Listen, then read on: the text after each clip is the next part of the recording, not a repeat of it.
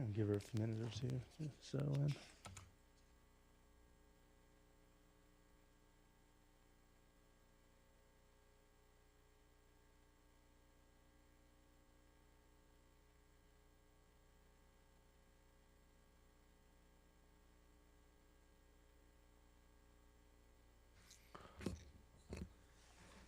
Great, so with that, I'll call the regular meeting of Township Council to order for Monday, December 18th. Of course, I'd like to begin by acknowledging the traditional territories of the Sochquillas peoples, and in particular, acknowledge our valued relationships with the Katzie, Kwantlen, Matsqui, and Semiahmoo First Nations. With that, I'm going to move the agenda as amended to remove E4, which has been withdrawn by the proponent, and C1, which has been withdrawn by the delegate. So with that, I'll move that as amended. Is there a seconder to that?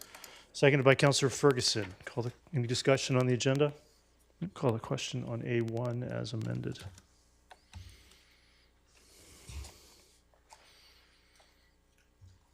That carries unanimously. Get a motion, please. Item B1 to adopt the regular council meeting minutes of December 4th. Moved by Councillor Rent, seconded by Councillor Bailey. Question on B1.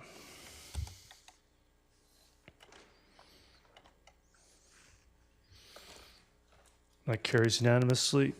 Motion, please, to adopt the minutes from the public hearing on December 4th. Moved by Councillor Ferguson, seconded by Councillor Rent. Call the question on B2. That carries unanimously. C1 has been removed.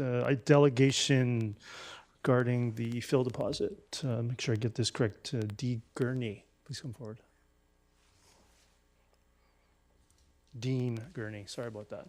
Yeah, please go ahead. Turn your mic on here. Great, please go ahead.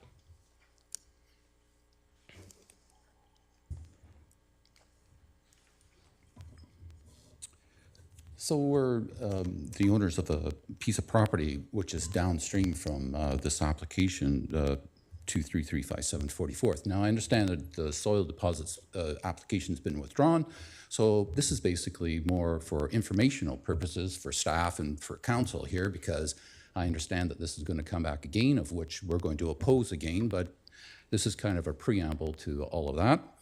So with me is John Korbaniski. He's the other half interest on this. So we are the bottom side of this particular property. Do we have some? I have a little presentation there to show you some pictures, wherever that is. Oh, so what do I do?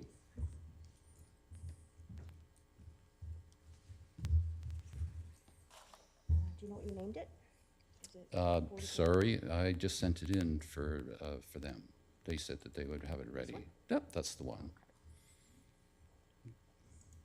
Okay, and you can just scroll down using the mouse. Okay. Just scroll down. Just click. When you Oh, click. okay. No, that's not it. Sorry. Okay. When did you send it in? No, this is it, but Oh. we getting, you said to click it and it Yeah, didn't work. Okay. Oh, okay, so got it. Yeah. Okay, so there's the piece of property that we're talking about on there. Now, this piece of property is currently being farmed. At one time, it used to run cattle on this particular piece of property, but there was a large deposit of soil above this particular property. As you'll see, this is the bottom of a hill. Right beside it is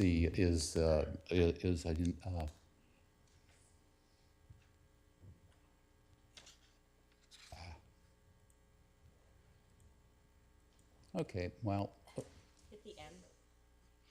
sorry? N on the keyboard. N. There. So this is the piece of property where they propose to dump this particular large amount of soil. I think it's over 8,000 cubic meters that they want to put on here. And when then there's already been 2 other soil dumps on this particular piece of property. And and of course, this area here is like sand and gravel. So when rain hits this particular area on 44th Avenue, it just percolates through the soil into the stream, which you can see at the back of the property there. It just kind of percolates naturally into the soil. Since they've dumped all this soil, these previous 2 dumps on this particular soil, on this particular land, it has resulted in the percolation of that water to stop. So all of that water that lands on this particular piece of property flows downward towards the trailer park there, of which we're the low point there. And of course, all this water ends up on our land. So here's a tropical description. As you can see, there's the hill above there. And of course, the high point is where that particular piece of property rests. And you can see that the water just naturally drains down to our particular piece of property. So here's just how the buildings are laid out. You can see the trailer park there and the buildings there. But at the back of the property is kind of where all the water is flowing, is basically where everything ends up. So here's a picture of what's all around there. So you can see how the water. Now, in order to prevent this ingression of water that has come down, we've had to build a trench along the property line, which is on the west side. We've had to build a trench all the way along that property line on our property and lead it into a reservoir at the back of the property so that the water naturally drains into this reservoir and then slowly percolates back down into the creek. So what is happening here, for all intents and purposes, with the land dump that's been on that land, is that they've ended up with all the profits. We've ended up with all the problems. So what we're suggesting here is that before any more land dump is on this particular, are being considered by council, that there has to be suitable drainage put onto that piece of property so that the water drains in an appropriate manner to an appropriate spot that is going to prevent it from further drainage down onto our property. Any questions? I do have one question from council. Councilor Richter. Yes, thank you very much. So the diagram that's up there right now, that's your property outlined in the blue? That is correct. Okay, and the water is coming down like in your house area at the front or just in the back? No, the back. Well, everything drains down to the backs of the property, heading towards the creek. Okay, so the lot that's up there is where they want to dump this land. So as you see, the one beside it has nothing in the back there. There's a house on the front of the property. There's a house on the front of our property also. But all the water is going down to the back of the property, which then drains into the creek. But the creek also runs behind the property that's being filled, right? Yes, but it's the high ground. Okay. So it's the high ground. If you look at the tropical map that I had there, you'll see it's a hill, and at the top, they're at the very top of the hill. So any water that's on there drains down to beside those 2 properties. And if it wasn't for us and putting our trench and our reservoir in there, all of that water would have landed up on the trailer court. Okay, because it's lower than we are. So, in order to prevent our land so we can use it for farming purposes, we've had to build this trench in the reservoir to make it even farmable. Otherwise, it would just be a slough at this particular point in time, and all that water would be going on to the trailer park's piece of property, which, again, that's going to just create another problem. So the detention pond or the area that you collect the water in, did that cost a lot to you to have to put that in? Well, the excavation, there was no, it was just an excavated pond, or hole, you could call it. So, just the cost of an excavator, because it's so sandy there and gravelly that the water just naturally percolates through. So there was no, the expense was just an excavator to dig it along the property line, and also the big hole in the back to hold the water. And you never had this problem on your property before the fill started going in? That is correct. Okay. That is correct. Now, the diagram that's there, I'm assuming that gray part is where the fill has gone in. Yes, that's correct. Okay. And are they putting the same type of soil in, do you know, or are they Well, putting something that's impermeable like clay? I don't know the answer to that, but usually most of these dumps are usually from excavations for like towers. So they're usually for clay, that clay soil. You're quite correct. It's usually clay soil, and maybe other types of soil, but usually it's just the clay. And of course, when water hits that clay, it doesn't percolate. It just runs off. Yeah, okay. Thank you very much for explaining that. I appreciate it. All right, thank you for your delegation. Thank you. Thanks. Next delegation, C3 from Satnam Singh Mashiana. Please come forward.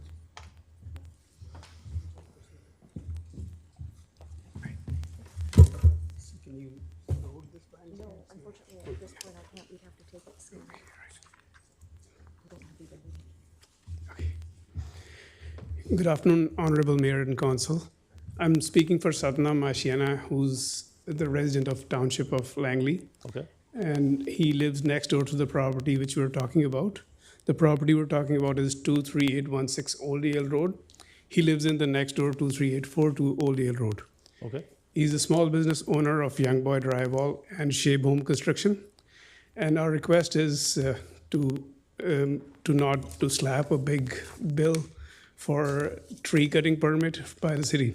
So the next door property to him, which has a really like shady history for years, for like it has a grow up history and safety concern as well.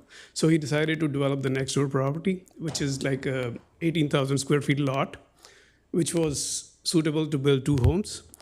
It had 52 trees on the property.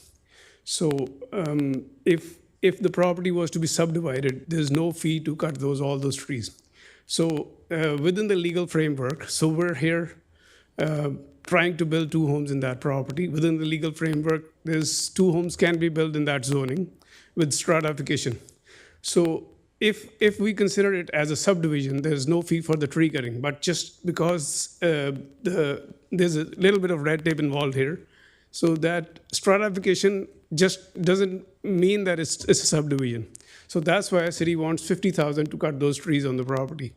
So we just plead that for a small business, the city should support the young businessman who's trying to build 2 homes, and where the government wants that more homes to be built faster, cut the red tape. And whereas the banks are charging double-digit interest rate these days, it's like 13% for the builders.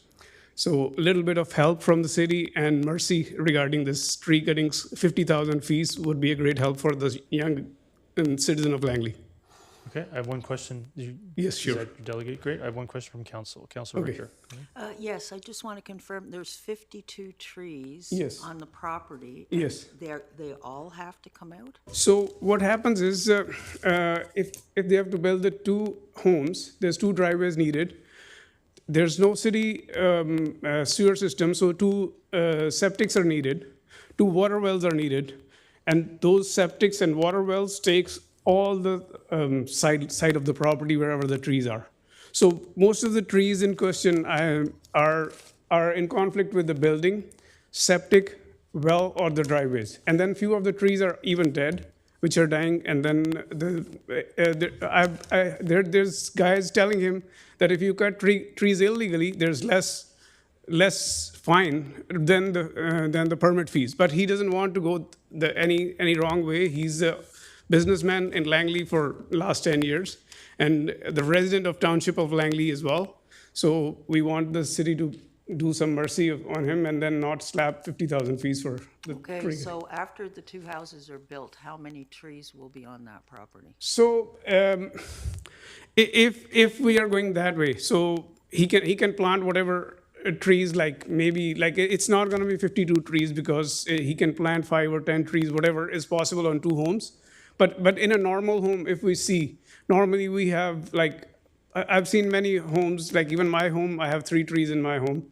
We see 2 or 3. So this is the property which was like, in the whole neighborhood, it was a safety concern for over a decade. The person living there wasn't even paying the property tax. He was, if you go look in the history, there's a very shady history of this property. And living the next door, they were always concerned. And the moment they got an opportunity to buy that property, they bought it and they want to develop it. So it's going to be like the whole neighborhood is the new home. This is only the one which was odd sticking out in the neighborhood. But right now, they can put one home on, right? They're going to put 2 homes on it. Yeah, but they could put one. They don't have to So, have. no, right now we're talking about 18,000 square feet lot. And then everybody in that neighborhood has 2 homes in that. If you have a frontage, you have you can build 2 homes. It's legal in that zoning. So they're not doing anything out of the way. They're not applying for subdivision. If they apply for subdivision with that kind of frontage, there's no tree permit required if it was a subdivision. So the only thing is the faster way to build the home is you build 2 homes within the zoning and stratify it. So why don't they apply for subdivision? So it's a long, complicated process. The governments are talking about building more homes faster and cutting the red tape. And are we supporting the small business to build more home faster, cutting the red tape, or we want to lengthen it? It's But up. except the government's saying that the homes have to be built on service lots. These aren't service lots. So no, this is RU zoning, which allows 2 homes to be built. So that's the zoning that's allowed in that zoning. They're not doing anything out of the way. Okay, thank you. You're welcome. Thank you. Yeah, so I believe if you were to pursue subdivision, you'd also have another layer of development fees from CACs, DCCs, neighborhood parkland acquisition that would also apply. Right. Right. But we're requesting to cut down the fee. We're not going the other way. We're requesting. It's a humble request from a citizen of Langley. I understand you're the second. I think there's been others that was withdrawn. So we are hearing that maybe this needs to be looked at in January. So thank you very much for your delegation. You're welcome. Thank you. Thank you.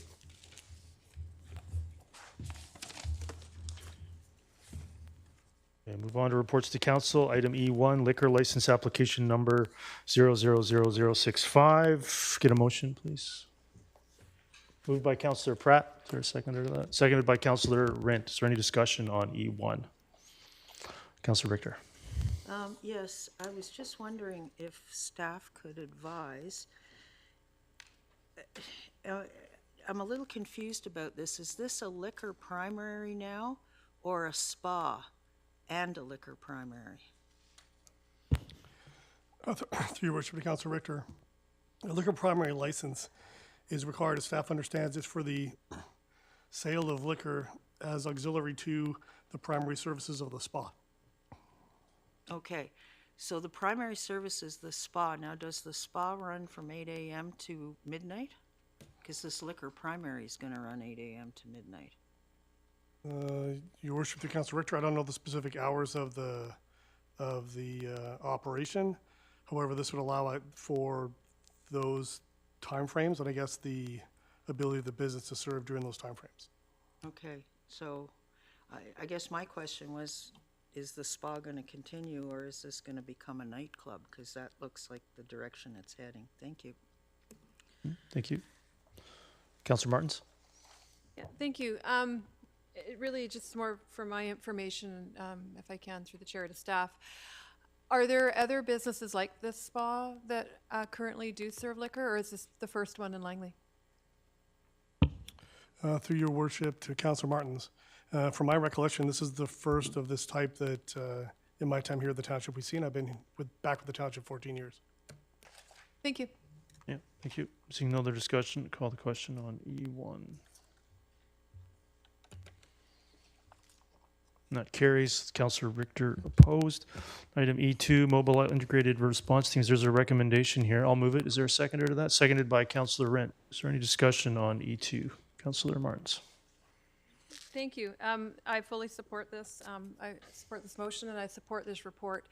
I really appreciate the extensive information that staff have gone to understand exactly the history of the mobile integrated crisis response teams for the RCMP and the need for them. As long as I was a police officer, they were in place in Vancouver, and they are an excellent resource to respond to mental health calls, recognizing that while police are well-trained in certain things, they aren't well-trained in mental health, and they do require the assistance of a psychiatric nurse available and it's better for everybody. It frees up police resources because they can fast track, they can get access to health files on the go, and there's better outcomes when you include health in the conversation from the beginning. So I'm really excited about this, and I appreciate the advocacy piece that is needed at the provincial level. As Minister of Solicitor General's office that did make the decision, so I appreciate that we are now going to be advocating to that particular ministry on what we need in Langley. It's long overdue, so 100% support this. Councillor Richter? Yeah, and I think, wasn't it Councillor Martins that brought this forward originally? And I'm glad that she did, because I wasn't aware that we'd been cut out of the pilot program. So, yeah, I think we should do this. I just have one question. Will there be an additional cost for this program to the township? Sir Bracken? Generally, Your Worship, it would be taken up by other government agencies. I don't think there'd be any direct cost. It would simply be something that would be built into our existing service levels. Okay, thank you. Councillor Ferguson? Oh, thank you, Mr. Mayor. If I may, through the chair, first of all, I'm fully supportive of this, and I think it's important, especially items like mental health issues and other things regarding working with other municipalities as well. I wanted to ask you, there's no cost to the TOL. It's already integrated into our budget, if I may, through the chair? Sir Bracken? As previously referenced, correct, the majority of any costs are borne by the other service providers, RCMP, mental, Fraser Health and whatnot. Anything that would be coming through us would be from our existing budgets. Yeah, thank you, and again, it's an important report. Thank you. Yeah. Councillor Martins? Thank you. And I just want to speak because this is something that I'm near and dear to my heart, and thank you, Councillor Richter, for mentioning that. As far as the expense goes, the reason we don't have the officer in charge of the RCMP here advocating for it in person is because there's not an additional expense to the township. They are literally ready to go. They already have the staffing in place. They have their mental health unit. They have 1 corporal with 2 constables. They already have vehicles set aside with the correct safety precautions in place, and they're literally driving around without the passenger being the psych nurse. So at this point, they're already responding to those calls, so there is no change to their current service delivery other than it would be better if they had the psych nurse sitting with them. Councillor Bailey? Yeah, I support this because what it will do is it will actually reduce costs, I believe, because a lot of times what you get is you get the emergency services tied up at these kind of calls, and with having the mental health nurse there, you're going to see things move a lot faster and more efficiently and free up other resources right now that are being tied up. Great. Seeing no discussion, call the question on E2. That carries unanimously. Item E3, Telecommunications Tower Master Plan, Council Policy Update. I'll move it. Is there a second or seconded by Councillor Kunst? Is there any discussion? Councillor Kunst, go ahead. Oh, thank you. Yeah, I'm really happy to see this here on the agenda. And it was something, I think, a year ago that I was really concerned about. I guess my question would be to you through Your Worship, to staff. What does this actually allow us to do? How will this change telecommunication in Langley? Because even this morning I had 4 dropped calls. It's just so bad out there, and I just really need to figure out a way that we can improve telecommunication in the Township of Langley. Through Your Worship, Councillor Kunst. So specifically, the proposed policy does 3 larger things. It updates the terminology to align with the federal government regulation that was updated as recently as July of 2022.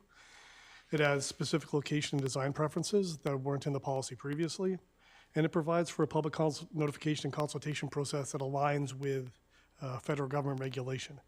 The current policy has a petition process with an 80% threshold. That is proposed to be replaced with a public consultation process that aligns with federal government regulation. So in broad terms, those are the 3 major categories. Aligning with federal regulation, hopefully streamlining that process, but as mentioned, aligning with those requirements.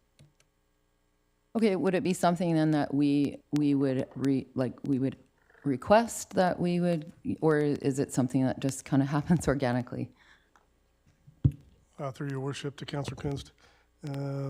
from staff talking with proponents, we understand that the process, similar to ones that we researched in Coquitlam, Surrey, Abbotsford, and elsewhere, would likely allow them to provide for more sites throughout the township.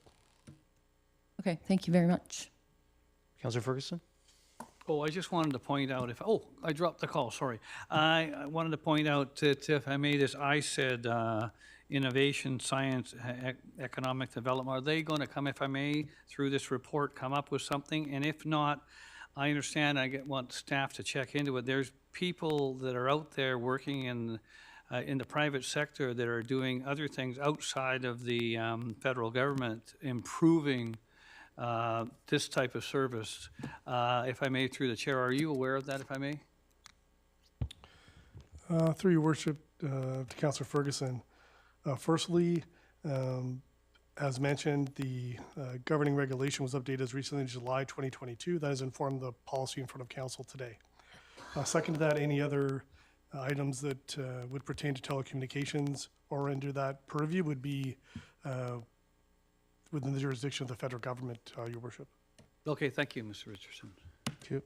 So no other discussion. Call the question on E3.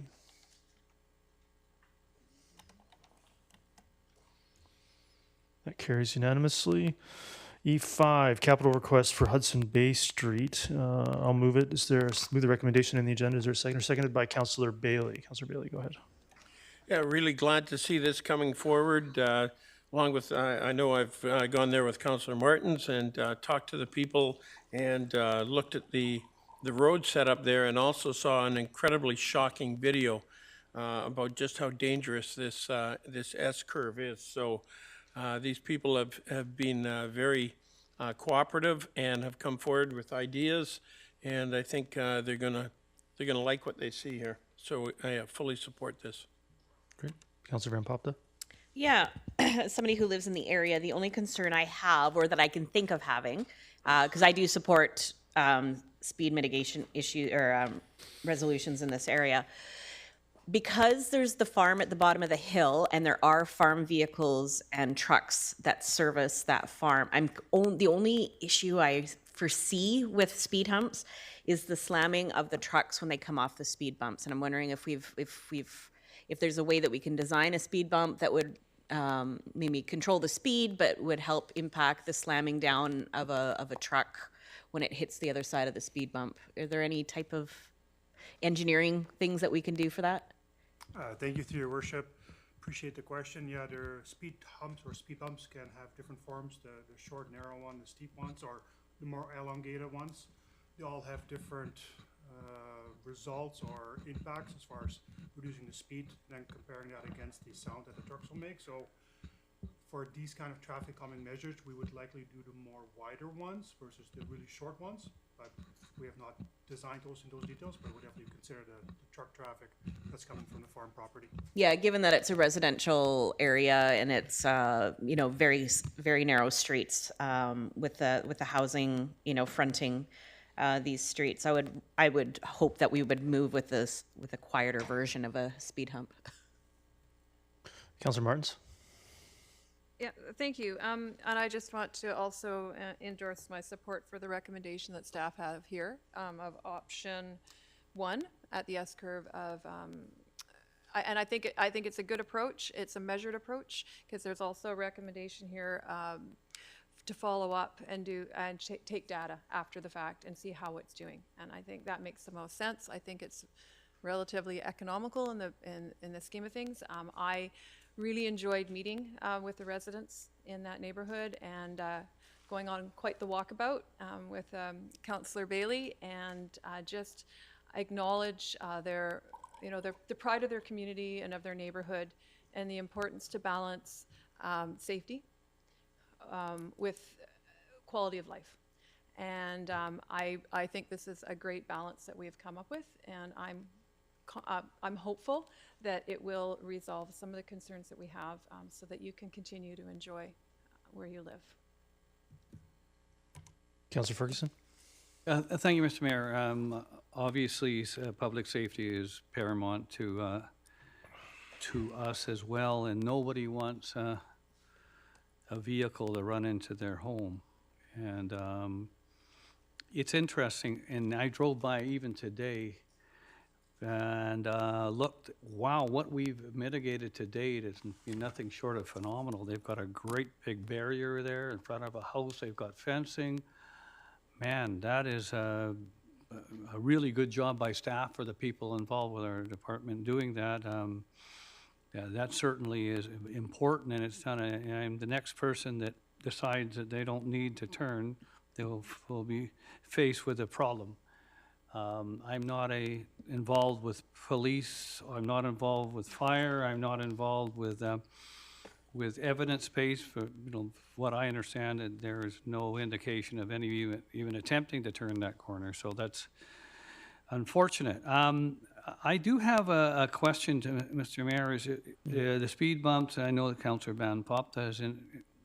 Or behind where those streetlights would be contemplated had been contacted. I certainly don't want to see them go in and then have them asked to be removed. Thank you, your Mayor, and to Councillor Ferguson as well. When we looked at the traffic data and the speed that cars were traveling at, which was less on average than the posted speed, it was still over the 20 kilometers an hour, which was deemed to be the safe vehicle speed through the curve. What I'm trying to say is we're trying to find a way to reduce the speed of all vehicles down to 20 kilometers an hour. So speed hump being one measure, and of course those lights being a second measure. It's very visual. With respect to specific location and consultation with the public, we have not done that specifically with those homeowners where they currently be proposed, but that's something that could be either entertained right now or deferred until later. So that would be an amendment you could consider, Councillor Ferguson. I can come back to you. I got one more speaker. Councillor Bailey? Yeah, well, I've got sympathy for the farmers and their trucks and all that kind of stuff. One of the main concerns of the people there are large trucks coming through that neighborhood. Some of them so large that they can't make the corner, and they have to back up down that street. So if you can smooth it out for the farmer and make them big enough that they're going to deter large trucks, including semis with large trailers behind them, that is a focus that I really want to see. Is these are going to be big enough that they're going to stop the large trucks coming down there. So, Councillor Ferguson, did you wish to make an amendment? I would like to make an amendment that we delete the speed activated lights and review it again in 1 year. So implementation of option 1 at the S-curve on Hudson Bay Street without the speed activated lights.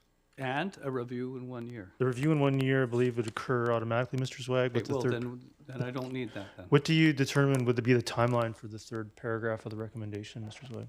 Thank you, Your Worship. If they are installed relatively short order, probably be about the 6-month time frame. We would probably report back to council. That would That would be good. So you just That would be the amendment. to see whether or not the speed humps deliver the if you like, the effectiveness of the speed humps before proceeding to the warning lights. That's your amendment, Councillor Ferguson? Yes, that's correct. So without the warning lights. Okay, so we'll open up a secondary queue. Councillor Pratt. Yeah, thank you, Your Worship. I can understand the... Sorry, Councillor Pratt. Do you wish to speak to that some more, Councillor Ferguson, or are you good? No, that's enough. Thank you very much. Okay, great. Councillor Pratt, go ahead. Yeah, I can understand the concern around maybe the quality of life impact of the lights on some of the residents. I would also be concerned that without the light as part of the safety mechanism as a whole, that simply putting in the speed humps at nighttime, especially when somebody doesn't necessarily know they're going to be there, traveling at a higher speed than they should be, that can also cause some headache when you're out of control and you're not expecting a speed bump. So I think that the whole package should be included. And if it becomes such an issue that the neighbors say we need it out, then it's a fairly simple process to do so, I think. Great. Councillor Martins? Thank you, and thank you, Councillor Pratt. I 100% agree with you. And I would just add to that, I'm just curious what we're looking at, if I can, through the chair to staff. How much does this impede on people's property installing a sign like these light up boards? Do they take up a lot of space? Thank you, Your Worship. They would be installed on the public road allowance, so on the boulevard area, but not on private property. Okay, thank you. Councillor Van Popta? What does it cost to run electrical and to put up those signs? I believe they're solar, Mr. Zwag, is that correct? Are they? Yeah. Mr. Vag can confirm that. That's correct. They're solar. Okay, yeah. perfect. Seeing no other discussion, I'll call the question on the Your worship, the mover and seconder. moved by Councillor Ferguson, seconded by Mayor Woodward. Thank you. Yeah.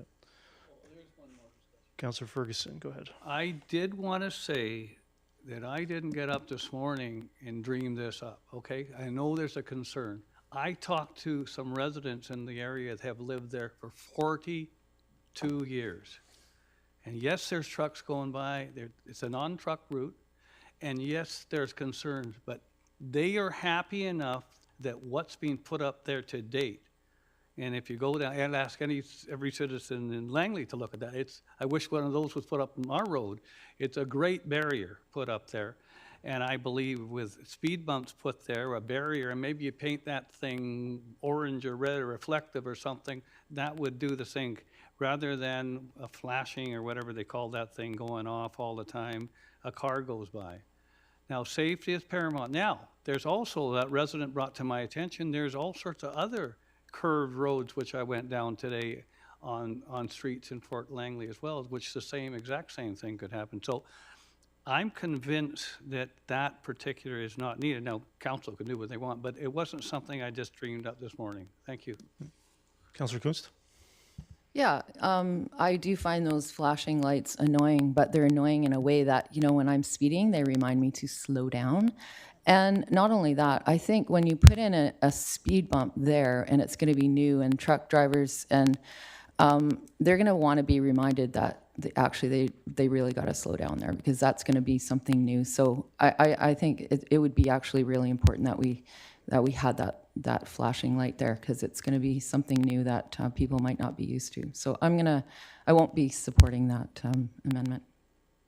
Yeah, thanks. I respect both positions on this one. I think I'm going to support it simply because I'd prefer to see some consultation with the homeowners just to make sure they're aware of it prior to them being installed. But that's just, and we'll see what council decides. Call the question on the amendment E5.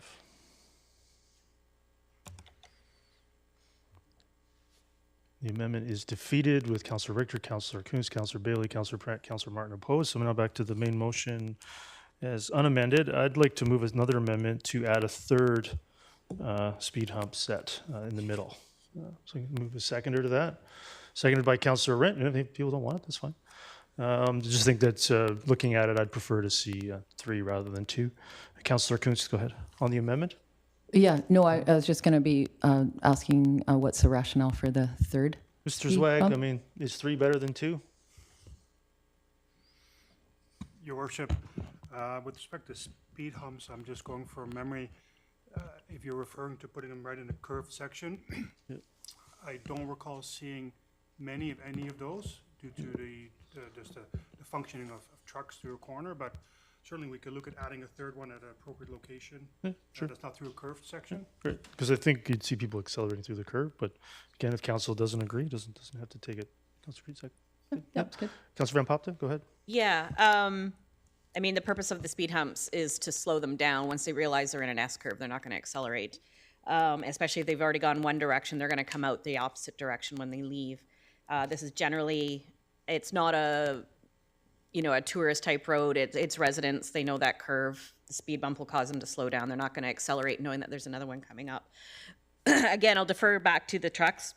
They're not leaving. If we want them to leave off this route, we're going to force them downtown Fort Langley to come up Francis Street, which isn't going to solve anything anyways, because we're just diverting farm vehicles through different residential roads.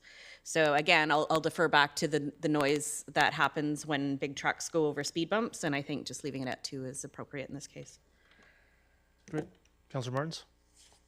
Yeah, if I can through the chair, when we're looking at the spacing of traffic calming, speed humps, speed bumps, is there a typical distance between humps when being installed in these sorts of locations? Mr. Zweig? Thank you, through your worship. There is, but also depends on driveways and if the curbs are narrowed, but between 30 to 40 meter is appropriate. Having said that, because we're looking at an S-curve, staff thought it was appropriate to place one at either end of the curve. So. And what's the distance, if I can ask that, if you know offhand, between the two approximately? ish. I'm sure the residents in the audience may know, but I'm thinking between 40 and 50 meters. So within around the usual distance between speed bumps for two. Yeah, because my concern is putting too many together in short order is maybe not best practices when it comes to installing traffic calming. Great. Councillor Richter? Yeah, I was just wondering, what is the additional incremental cost for a third speed hump? Councillor Zwag? Thank you, Your Worship. In the neighborhood of about $5,000. Yeah, thank you. Councillor Pratt? Yeah, thank you, Your Worship. I would tend to support this simply because of the kind of visible phenomenon of when there's only 2 speed bumps or in between speed bumps, people do tend to accelerate. And I don't think that this traffic, I know in the report it said it's not specifically traffic calming, but I'm going to call it that anyways. This traffic calming measure isn't necessarily designed for the people who are using that road frequently, but I can imagine during a lot of special events in Fort Langley, people would use this road to get around. They don't necessarily know it very well. And so there might be some unfortunate accidents that happen that way. So I think the installation of a third hump for now makes sense. And if it becomes such a hazard to everybody that it needs to be removed, I think that can be done later. Councillor Bailey?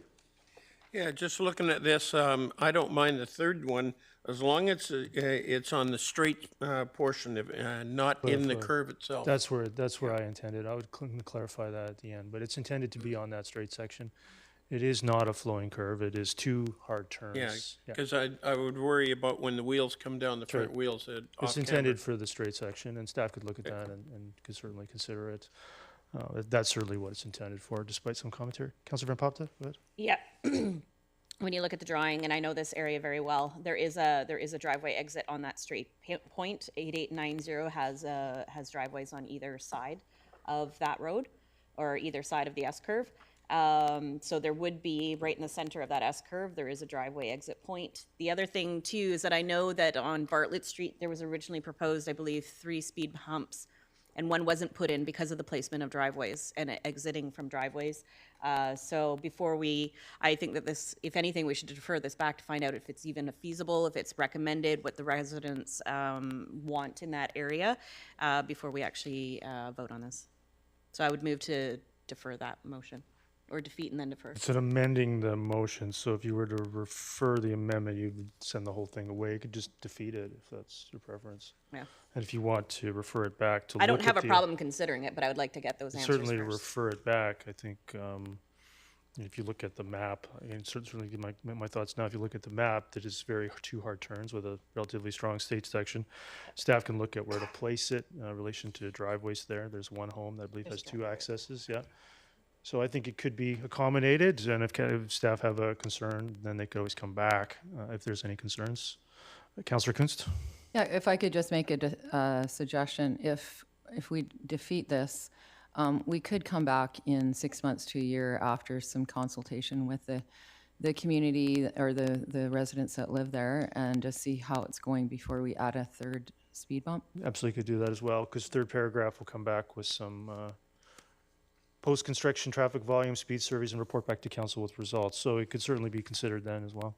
Would that be something that I would need to, after, if this doesn't go forward, or? I think you could just do it when it comes back, when the Okay. third paragraph comes back, if this is defeated.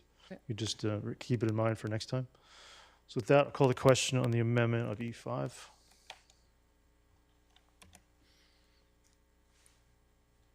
Councillor Kunst? And that's defeated with Councillor Richter, Councillor Kunst, Councillor Bailey, Councillor Van Popte, Councillor Martins, Councillor Ferguson opposed. So now back to the main motion. Remind me, Ms. Bauer, has it been successfully amended? I don't believe so. No, sir. No, it has not. So just carry on. Councillor Pratt. No, that was on another item. Thank you. Okay. Councillor Kunst.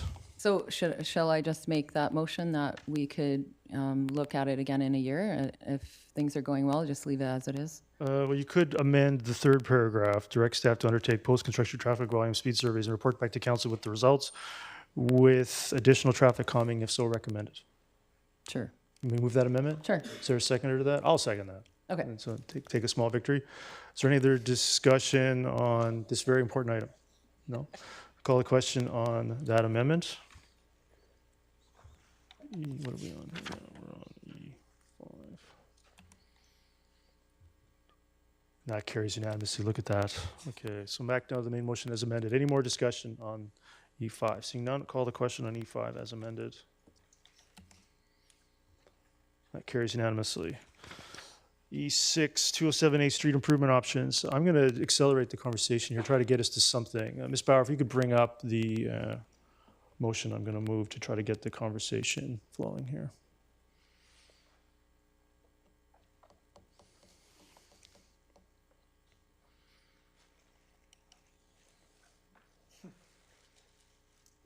Oh yeah, there's a different screen. There's a different screen. Okay, so I'll move that. Is there a seconder to that? Seconded by Councillor Pratt. Here, it's if you look at the report, it is to continue with the endorsed concept already approved by Council for the north section, switch to alternate option A at the center section, and alternate option A in the South Dog Park section as outlined in the staff report. Councillor Pratt, go ahead. Yeah, thank you, Your Worship. I think this is the right direction to go in because we are achieving what the residents there originally wanted. We're responding to the feedback we have heard. And I think that once the park itself is fully built out, if we absolutely require the additions, then we can do so. Thank you. Great. I'm going to note too that this version has a cost savings of $327,000 as well. Councillor Van Popta? Yeah, so I just want to make it very clear that we're not going to add any new stalls if we go with alternate option A. I kind of like a hybrid version. I think that if we're expanding that park, we're putting in rugby fields, people drive, unfortunately, to dog parks with their dogs. I think that we should be adding at least some parking stalls. I sympathize. I think that if we came back, we're never going to put those parking stalls in. These are boulevard trees. You know, as much as I love and respect saving trees, I think that this is a good balance between saving over half of them and still putting in a few stalls. So I would actually do a combination of A and B. Trying to get it back. It left my screen too.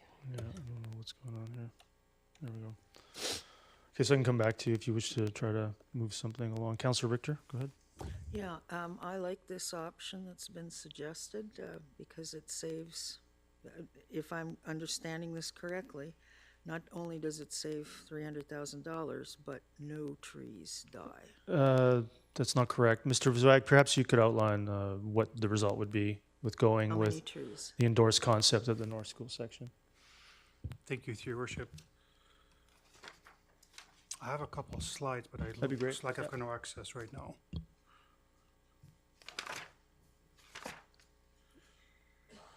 So thank you.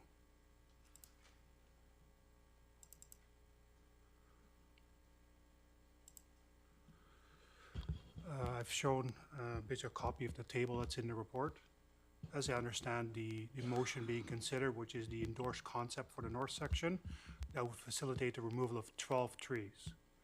But an alternate option for A for central and alternate option A for the south is no further trees. So a total of 12 trees would be removed with the recommendation that was on the screen previously.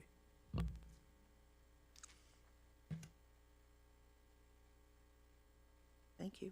Thank you. Seeing no other discussion, if you can go back to showing the motion, please. Okay, is there any other discussion on E6? Seeing none, call the question on E6. Oh, did you want to amend it, Councilor Pompeo?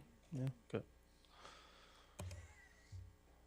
That carries. Councilor Richter opposed. Move on. Item E7, Old Yale improvements. I'm going to suggest rather than start with something that, if you could bring that up, Ms. Bauer, I'll move that, and this could be defeated if the recommendation is preferred.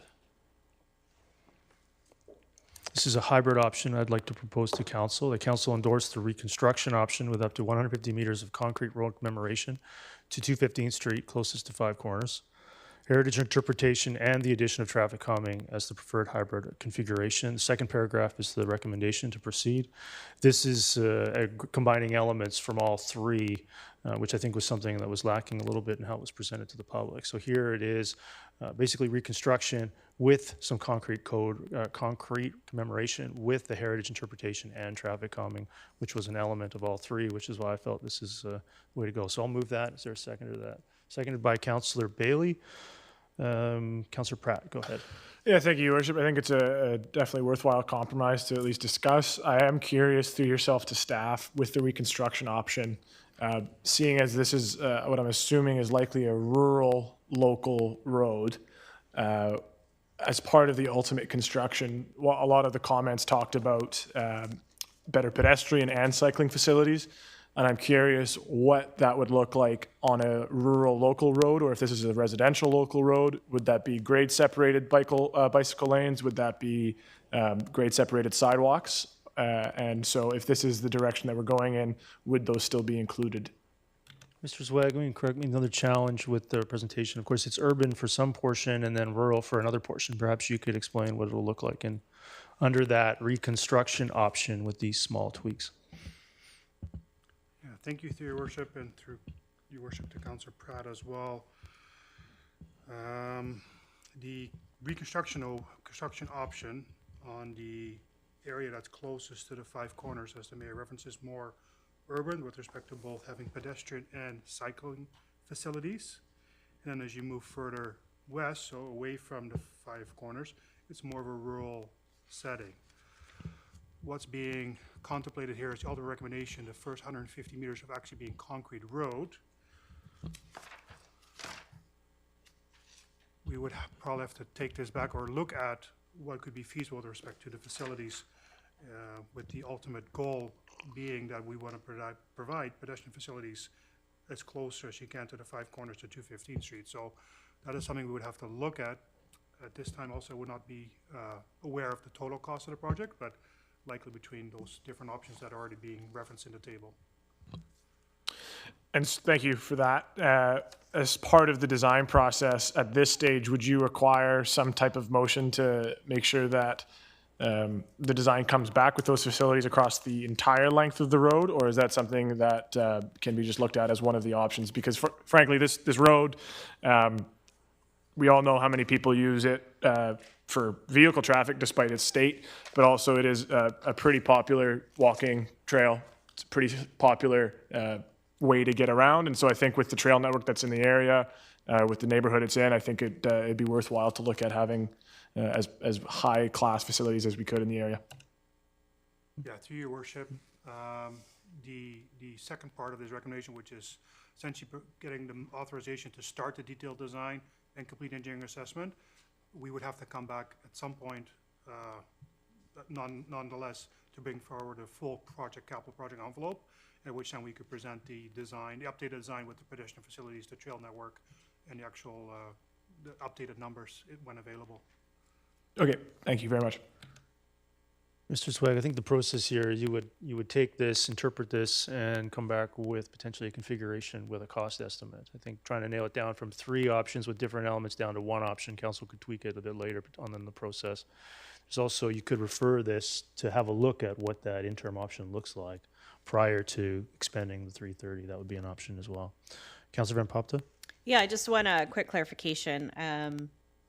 It says 150 meters and to 215th Street. So I just want to make sure that the distance to 215th is within that 150 meters, or are we gonna, is the direction to just max out at 150 meters or to go all the way to 215th? I just want to make sure that if they don't jive up, that staff is, has clear direction. Mr. Swag, I think the intent here is to say, not to do the 300, which was contemplated in one of the options, but to do less than that, and then find a reasonable place to end the concrete, which on the map looks like to be around 215th. So I think that's the intent, is to not have it just end in some rational, reasonable way, somewhere around the 215th Street area. Yeah, as long as staff understands that and isn't bogged down by the 150 meter or the 215th, whatever is a good ending point. Mr. Swag, we would caution you not to take it too literally. Does that work, Tori? Yeah, staff could definitely take that as being exactly 150 meters long.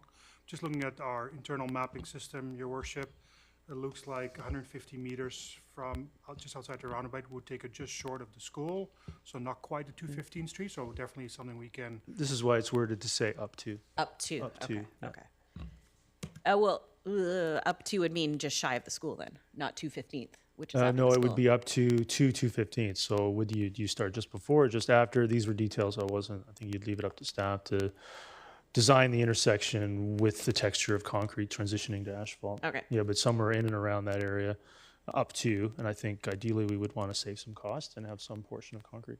Yeah, no, I agree what with this this. is I just want to make proposing. sure staff isn't bogged down by the minutia of the detail. Councillor Kunst? Yeah, my question would be, what can the public expect as far as traffic calming? Is that going to be obviously beyond 215? Would that go on like throughout Old Yale? Would that be speed bumps? Would that be those flashing lights? Or do we not really have that set yet? Mr. Zweig? Thank you, Your Worship. Definitely a variety of traffic calming measures could be analyzed pursuant to the council policy. Definitely the focus being near the school area, but definitely details to be worked out at this time. Okay, My understanding is the emphasis to be around the school area. around the school, not the stretch, because the stretch is where everyone really speeds, and there's really no point in walking or biking on that road if we don't have something a little bit more substantial. But we can have that discussion down the road, I guess. I think so. Yeah, Can also be added to the road at any time, okay, right, once it's reconstructed. right. Okay, so seeing no other discussion, I'll call the question on E7 as proposed. It's not amended, it says proposed. Nobody amended it, right? No. So I moved it. I didn't amend the recommendation. I moved this version without ignoring the recommendation. That carries unanimously. Item E8 will be development phasing policy. I'll move that. Seconded by Councillor Rent. Is there any discussion on E8? Councillor Kunst. Yeah, are we doing this anywhere else? Mr. Bracken? The policy makes reference to potential future locations. At this time, the focus is on Williams, but council has the ability through this to actually come back and add other locations. Would this not impact development in the area? I mean, I always thought that it was the developer who actually provides the roads and the infrastructure. And will this not slow down development in the area? Mr. Bracken, I believe that's the point of the policy, would be to slow down development in the area. Correct. It's a phasing policy, so that would be, meaning that would come in phases, not at once, Your Worship, so That's it would slow correct. it down. Yep, thank you. Seeing no other discussion, I'll call the question on E8. That carries with Councillor Richter, Councillor Kunst opposed. Item E9, we're here to consider the report, so is there any questions on the report? Any amendments to the budget I think would be taking place under the bylaw. Is there any questions on the report? Seeing none, I have a subsequent motion. Do you want us to receive this, Ms. Bauer? You want us to receive it? No need? Okay. I'm going to move, if you look in the report, there is a one-time listed within the budget for the Fraser Highway NCP. I don't know if you can bring that up, but nope, not that. That's premature. Thank you, Ms. Bauer. Yeah. There's a report under the one-times to approve the Fraser Highway neighborhood community planning process for 300. Remind me if this is 350,000. I forgot to make a note of it here. I believe it is. I actually don't have that one. 350,000. Okay, so I'd like to make a motion that council pre-approve the Fraser Highway NCP Universal one-time listed within the 2024 budget and 5-year financial plan, seconded by Councillor Van Popta. Is there any discussion on that pre-approval? None, I'll call the question on that. Subsequent motion. That carries unanimously. Is there any other discussion on E9? Great. Move on to bylaws, first and second reading, Smith Neighborhood Plan Update, bylaw number 5973. I'm going to move this, but I'm going to move it amended. I'm going to move it to council give first reading in the first paragraph, not second reading. And I'll explain that in a moment. But I'm going to move it change to say the council give first reading. Is there a seconder to that? Seconded by Councillor Rint. Is there any discussion on F1?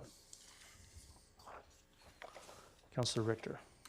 Yeah, why are we doing just one reading?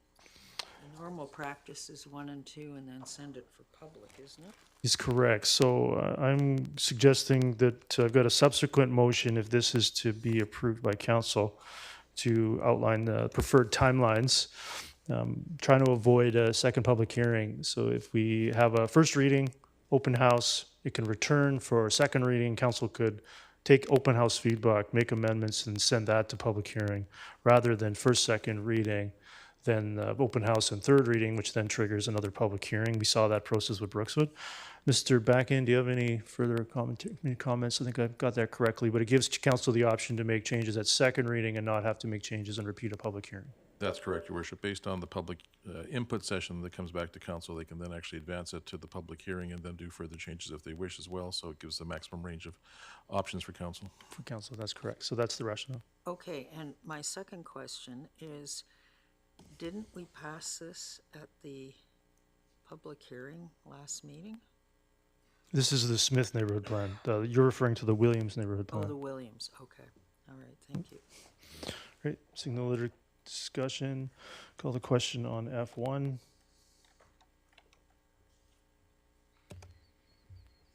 That carries unanimously. I have a subsequent motion that council confirm the public open house to be within January 2024 and that the public hearing be held no later than March 11th, 2024. Is there a seconder to that? Seconded by Councillor Rent.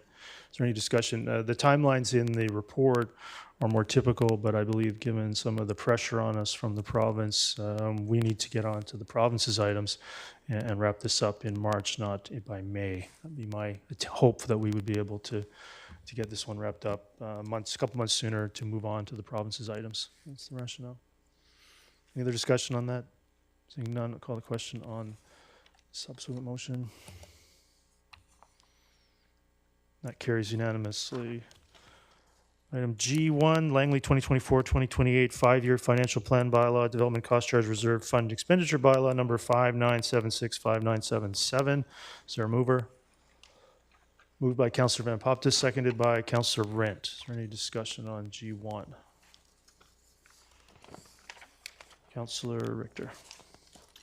Okay, so G1 is basically what the report E9 was all about, right? With the tax increase of 7.59% plus the adjusted debt being 334 million. Is that correct? Mr. Beckin, I mean, the challenge with these reports is it says 300 million in debt when we haven't approved bylaws of that amount. So perhaps some explanation is required. Thank you, Your Worship. That's correct, but perhaps Ms. Ruff should start the process because she certainly is better in explaining the envelopes. Thank you. The bylaw contains envelopes, as we have done in the previous year, to ensure that we have enough budget authority during the year to move forward. Where the debt is concerned, because the debt has not been finalized from the current year's debt, it is included in that envelope as well in 2024. Okay, but is there debt that hasn't been incurred that's in that envelope? Or is it only the debt that has been incurred that's in that envelope? There is an envelope as well for the potential if council approves new debt as well. Okay, so if we approve this budget, we're approving an envelope of 334 million in debt. Mr. Beckin? Ultimately, what we're saying is that we have an envelope that we could utilize for the projects brought forward to this point. The actual envelope means it could be utilized or may not be utilized depending upon other revenues that come in. So for example, community amenity contributions, if they should arise, that would drive that down. This document is actually more of a 5-year, I guess, plan. A vision, I guess is perhaps a better term, where we try to ensure that the numbers are actually balanced with the information we have, but allows for the provision of additional inputs, such as community amenity contributions, at a later date that would actually change, I guess, the envelopes. Ms. Ruff, is that an accurate way of saying it? That's correct. Okay, now just a minute, you said 5 years. This budget with the $334 million envelope is the 2024 budget, is it not? In the materials, you'll see there's actually the current years, which is what we're really focusing on, plus a 5-year financial plan that we're required to provide under the legislation. So it is, I hate to use the term plan, but it's called that in the legislation. It's a plan, but more of a guiding vision that we're looking at as we go forward. As you're aware, in many years, the original year's budget varies greatly from the actual, say, 3rd or 4th year of the plan because of the changing priorities of council. Okay, so in effect, this $334 million of debt may or may not be incurred, but staff have the authority if we pass this to incur it. That's the effect, right? Somewhat, council has the authority to incur it. And what I mean by that is, when the envelopes are created, the actual expenditure requires a further direction of council. Staff could only actually advance funds to the extent of the current year's bylaw. And if there's to be borrowing, for example, or even if there was to be a change in the CAC policy or the new AAC area amenity contribution, the policy being put forth by the province, that would also require council's recognition, approval, or endorsement depending upon the circumstance. Okay, thank you. Thank you. Seeing no other speakers, I have a few suggestions I think it'd be appropriate for council to consider while this potentially goes to public consultation with first, second, and third. Ms. Bauer, could you bring up the operating amendments? There were 4 of them.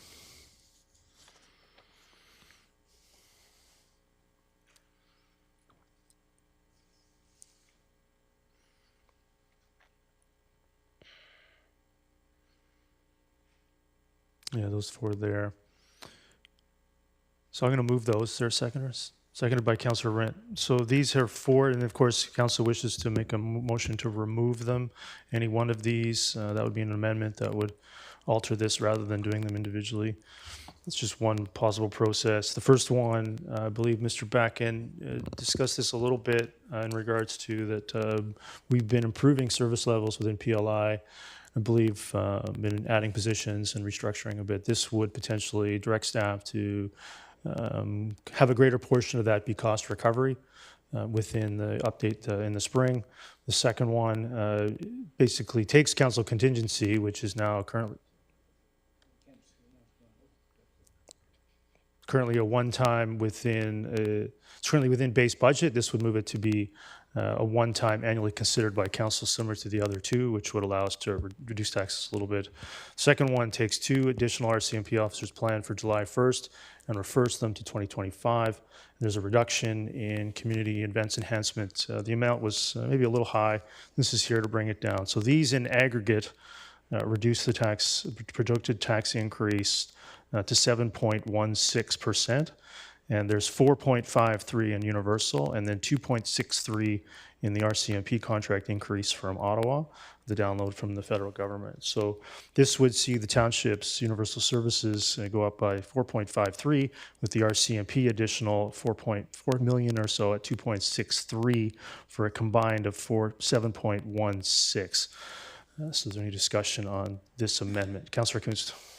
Yeah, my question is about the community event. So 81,000 seems pretty prescriptive. Is there any events that we're talking about here in this?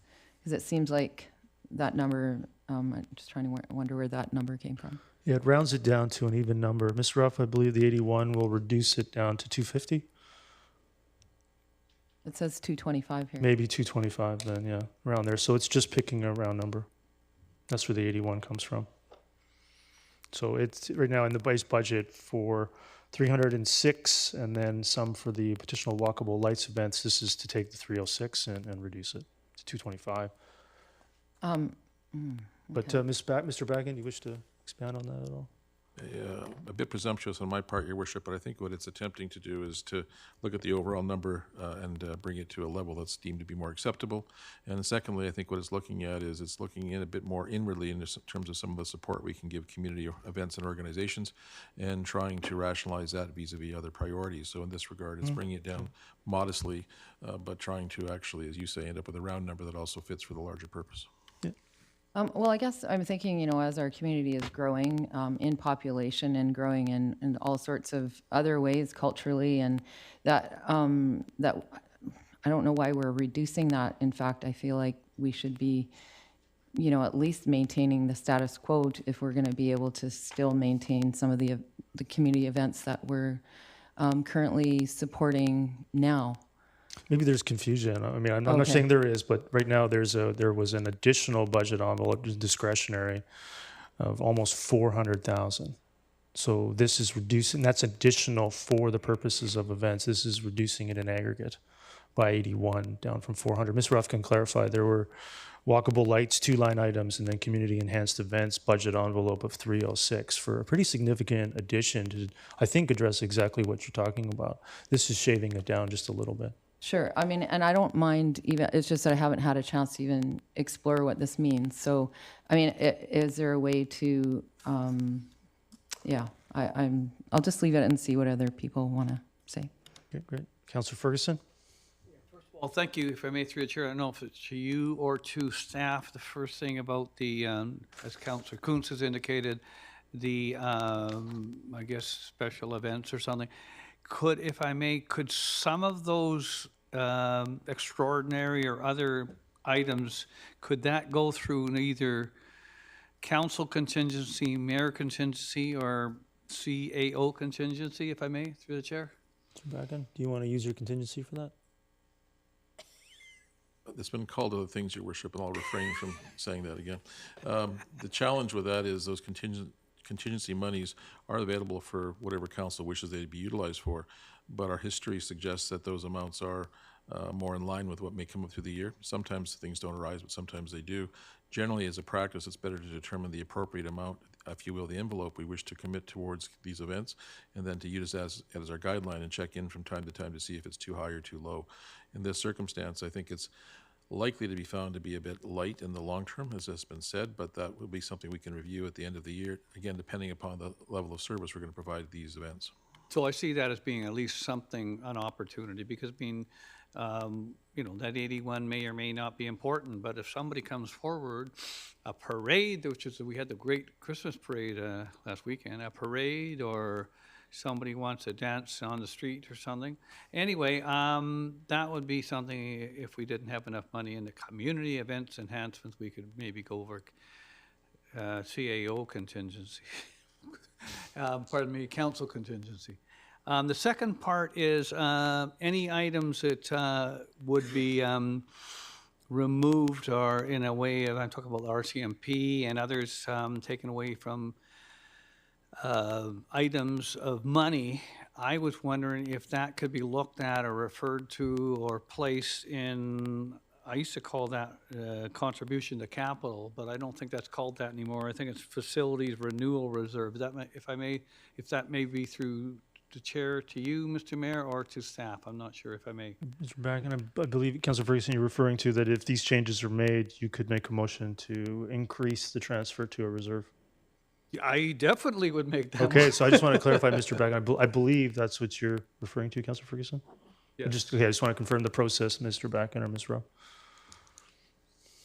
And I think that's correct, Your Worship. I was just going to simply add that the officers were referenced, and of course they're very important. The challenge we have is knowing their arrival, so I would look at these as being deferred, or in this case referred, as the motion represents, just given the fact that a target for July 1st start date is going to be challenging. It may be in the fall, but this way, if we budget for it in 2025, we'll know they'll be available to us. I think that's just my answer right now. Yeah. We're going through the process Yeah, right going now, through the Mr. process Mayor. right now. I have no more comments. Make a note and come back to you. Councillor Martins. Thank you. Just so that I'm clear here, so when we're voting on this, I'm looking at on the screen, it's an all or nothing. So I either have to agree with all four or vote against it, because I'm finding it difficult that they're all stacked into one motion. I think I said at the beginning, you could make an amendment motion to remove one or more of them. You could also make a motion to divide, and then we'd have to vote on each one individually. Okay. When you're ready, I would like to make a motion. Before I do that, though, I want to speak to point number 3. This seems to be a time of counseling the police. At a time when our community is growing, as has already been mentioned at this table, and with more people, you need more police to adequately service your community. We're talking about the safety of people, and we're putting that in the same paragraph with planning events. And I can't speak for anybody else at this table, but the whole reason I came here is recognizing that I have that knowledge, that expertise, that I was a police officer. I know how difficult it is to service the community. And when councils restrict resources and make it about, I'm not sure what here, because on one hand, we're agreeing to do events, and we're playing roulette with people's safety. It's a very dangerous decision, and it really concerns me, and I don't think we should determine if the RCMP are going to have people in time or not. We make it available to them. If they can't fill the positions, then we're not paying the money. I am really alarmed by seeing this. I find it very upsetting, and the majority of the people sitting at this table actually campaigned for this election on public safety. That's all I have to say. Councillor Pratt. Yeah, thank you, Your Worship. I'll be curious to see if the motion to divide is successful. I'll be hoping it is.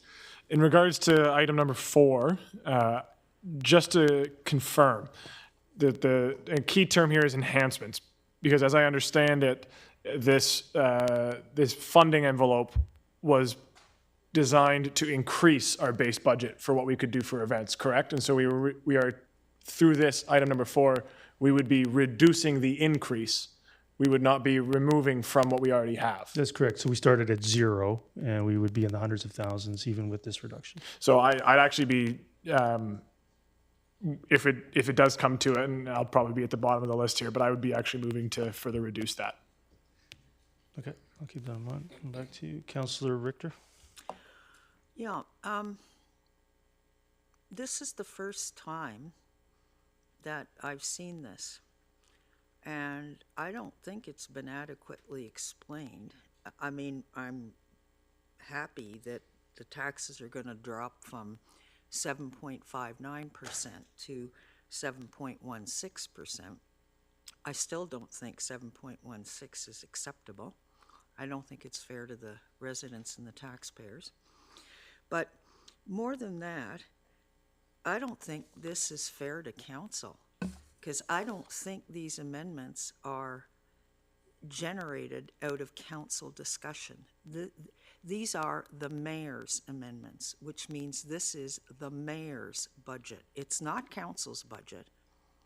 If council goes ahead and actually approves this, then de facto, they've approved it. But we haven't discussed this. And why wouldn't this have come ahead of time to council with our package on Thursday? It didn't. I'm even wondering, have staff even seen this before today? Maybe I could ask Mr. Backen that. Mr. Backen, do you consider these significant amendments? I mean, these are pretty minor. Multiple questions, I suppose, in reverse order. In terms of the dollar value, these are certainly important, but relatively minor within the grand scheme of things in terms of the size of the overall budget. In terms of the resolutions, I suppose, the best way to describe it is these have been a work in progress for some time, I think. We certainly have been trying to craft and to modify them, and this goes to all members of council and with the mayor's input as well, to provide some sort of level of direction some sort of level of resolution that reflects the direction the council has provided. I guess part of the reason for the short time frame is these were being worked on as late as this morning, as late as the weekend, certainly on Saturday, but also this morning as well, in terms of trying to get them in a shape the council could start their deliberations. But what's the hurry to get all this rammed through? We don't have to have a budget approved until May 15th of 2025. And why cut council out of it? And I don't know, that's not your choice, Mr. Backen, and it wasn't your decision. But I really object to amendments being slapped in front of council at a council meeting on the day of the vote. Like, that's not collaborative. It's not even transparent. This whole business with the council contingency being removed from the budget and approved as a one-time, like, what is this going on?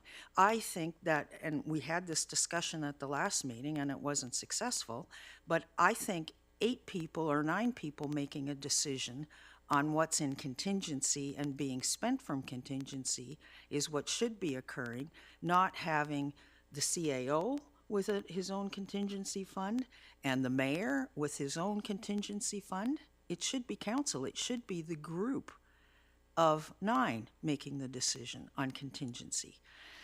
So as much as I appreciate that the taxes will drop a small amount, I can't support this.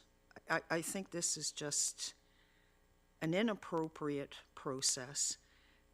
and it takes advantage of council not being properly informed and properly involved in discussions.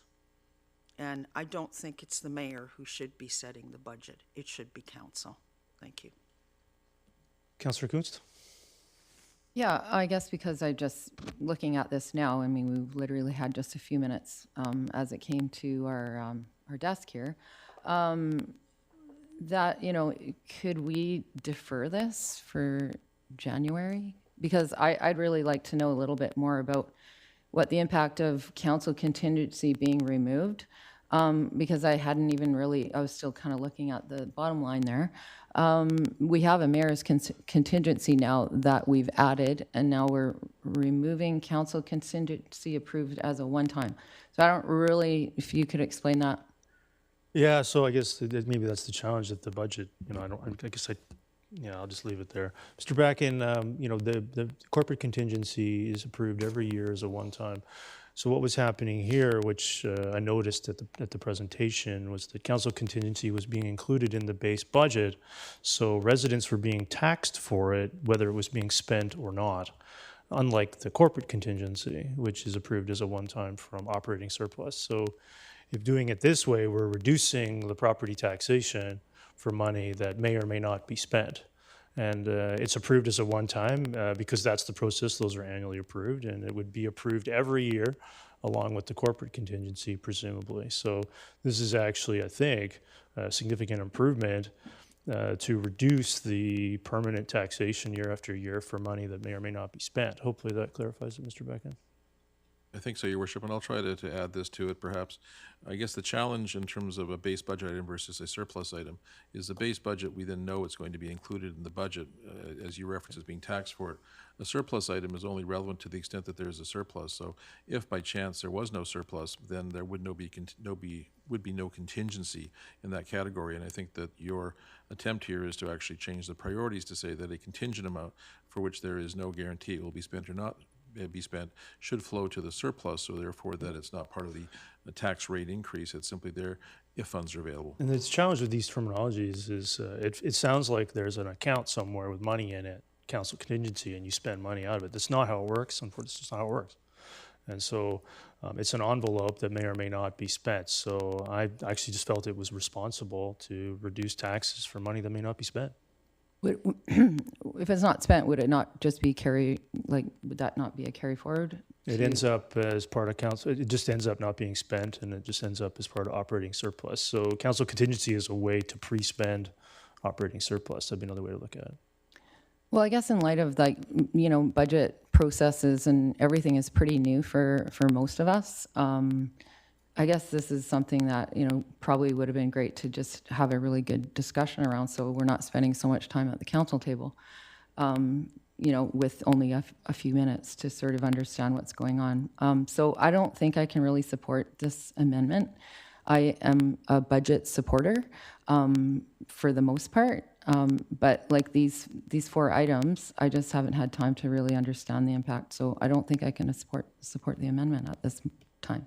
Yeah, and that's fair. It's a very similar process that's been occurring for every year I've been on council. Minor amendments at first, second, and third. I'm not sure what the issue is. Councillor Pratt, go ahead. Yeah, thank you, Your Worship. And notwithstanding some other colleagues probably wanting to do something similar, I'd be moving to divide the moved amendment so that we would be voting on each clause individually. Yeah, why don't we just do that? Do you want to move division? I think that the reality is that some of these I'm comfortable with right now, and I think others can be deferred. Really reasonable. Do you want to move division? I would like to. Is there a seconder to division? Seconded by Councillor Kuntz. So we'll open up a secondary motion. Councillor Pratt, do you wish to speak to the first one? We'll just do one by one.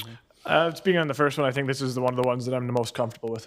All right. Any other discussion on the first paragraph? Seeing none, I'll call the question on G11. That carries. Councillor Richter opposed. Open up another secondary. Is there anyone wait for that to come back?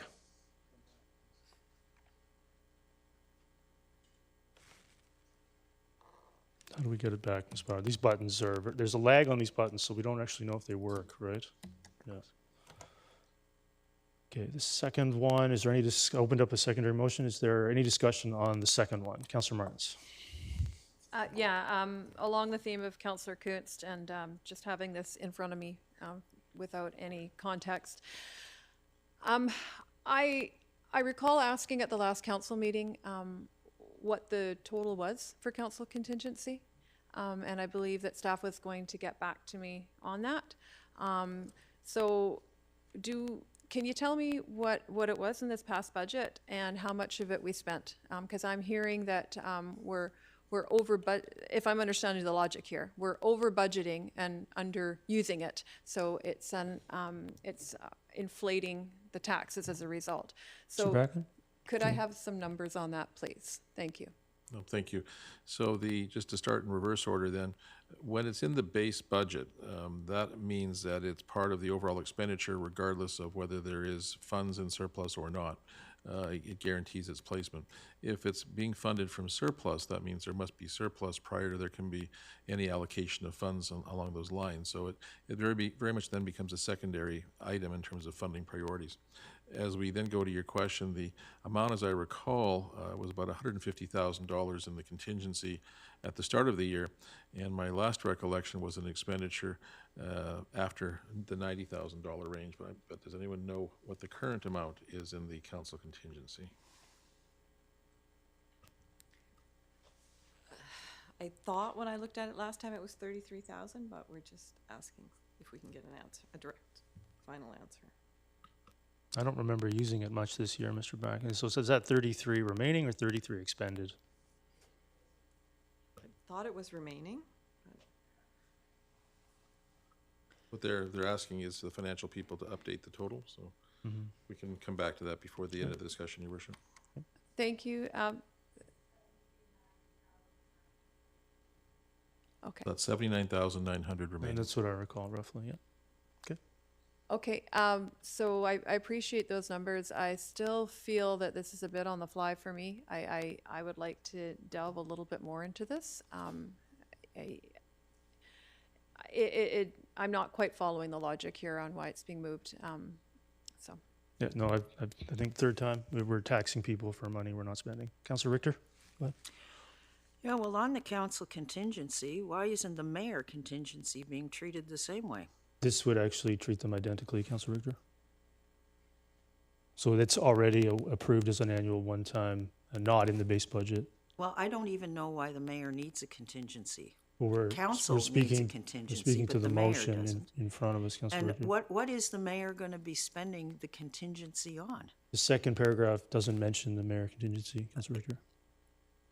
Okay, We're you know speaking to the what? This motion. is why I think this is not a council budget. I'm trying to reduce taxes, It Councillor is Richter. your budget and yours alone. So in aggregate, And you wear it, okay? in aggregate, well, I'm only one vote, Councillor. You wear the 7.16% Well, I think we're tax gonna- increase. we'll get to that. And the 334 million debt envelope. That's your doing, not mine, and not this group's Again, from I'm what not, I've seen. I'm not sure what that has to do with council contingency, Councillor Richter. So on council contingency, we'll move on. Councillor Ferguson, go ahead. Okay, thank you. I really think there's a lot of confusion on this particular item. I don't know if there's anything staff can do other than write us a report and tell us what this is all about. It has been taken out of the budget so that can be approved at one time, if I may, through the chair, at a later date, if I may? No, it would be simultaneously approved with the resolution. So the way is to be approved as a one-time, similar to the other one-times that were in the report to council, and then it would be annually considered as a one-time, similar to the other corporate contingencies. Okay. So it would just operate all three contingencies exactly the same and allow us to reduce property taxes. So it's fair to say, if I may, through the chair, the council contingency is not going to disappear. If No, I it's may, simultaneously approved. It's not going to disappear, okay? Correct. Okay, second time, I'm almost apologize to anybody who listen. I know we're on web and everything else. I've worked with 6 mayors. There is no such thing as a mayor's budget, okay? We are not United States of America. The Office of the Mayor, United States of America, and I've been to many conferences, including United States, they have veto power over their council. So that is the way we do not. The mayor is elected but he has one and only one vote on any issue. Okay, my next question would be, when we do these simultaneously, the council contingency will remain in the budget. Is that not correct? Mr. Bracken, maybe we need this confirmed, yeah. Yes, the envelope stays, and I'll try it this way. Imagine a person's payroll over the term of the year. They may have actually had payroll deduction for something such as taxes. In so doing, they actually see at the end of the year that there's a certain sum that they've received and spent. Sometimes there's an overestimation of what those taxes are, or underestimation, and the result of that is you may get a tax refund. Right now, the way we're treating it, because the way we budget, is analogous to a tax refund. We don't pay taxes, but it simply means there's an account that has money, or accounts that have money left over at the end of the year, that we then call surplus. And that surplus is then saying, well, if we actually have that surplus available, then where should it go? And this represents some uniformity in the contingency amounts that are there, then available at the corporate level, at the staff level, or wherever it may be, to ensure that we're still within our overall budget amount, but that we're actually using our surplus, or if you will, our refund for these purposes. Thank you. Yep. Councillor Bailey? You Paragraph. have to excuse me as a first-timer, and I'm going to try to break this down so I can understand it. So you're going to remove it from the base budget, but you're going to approve it in another fashion. Am I correct? That's correct, and that allows us to reduce the property tax increase by that amount. And the reason I'm asking is because I have dipped into the council contingency fund, and I do not want to see it disappear, because I plan on dipping into it again during the next year. Thank you. You'll be able to do that as if there'd been no change at all, Councillor Bailey. Thank you. I did not anticipate this being controversial. Councillor Pratt, go ahead. Yeah, thank you, Your Worship. I guess the question I have is, has there ever been a budget, or has there ever been a financial year, fiscal year, where we have not seen any operating surplus, and therefore would prevent us from having any council contingency moving forward? Because it sounds like it's just not used to its full envelope. That is correct. I think our historical record on average is something like within 98 to 99%, but given the total dollars amount that represents, that means there's usually a surplus available to us. I can't recall a time in modern history when there hasn't been a surplus. Doesn't mean there couldn't be if the economic circumstances change, but so far our projections have been relatively sound and left enough to fund these. Thank you.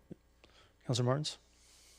Yeah, I'm actually confused by Councillor Ferguson's comments. Because I thought there was still an item on the list that was the mayor's operating budget, but you're saying there's not, so. No, I talk about council contingency, number 2. But there's also a mayor's contingency fund sitting in this list. I was That's a only talking separate. the council contingency. I wasn't addressing that. Okay, so that one still exists, and that is the mayor's to do with, not the council's decision. Is that not correct? Mr. Bracken, I believe that's how the corporate contingency also works. Is that correct? That's correct. If we were to use similar principles, Your Worship, and we haven't really talked about that, it would be similar limitations, probably in the tens of thousands of dollars, low ends of tens of thousands of dollars to allocate as is deemed necessary. We would probably follow the staff route unless there was some other direction of council. Okay. So on the second paragraph? So, yeah. Well, yeah, and I'm just trying to clarify. So our only contingency is the one we're voting on, and it's moving from one spot to another. That's right. That we have access to as a council. That's I'm just I just wanted to clarify that. if Nothing that's okay. changes other than the funding source and allowing us to reduce taxes. Okay. Yep. So that, call a question on the second paragraph.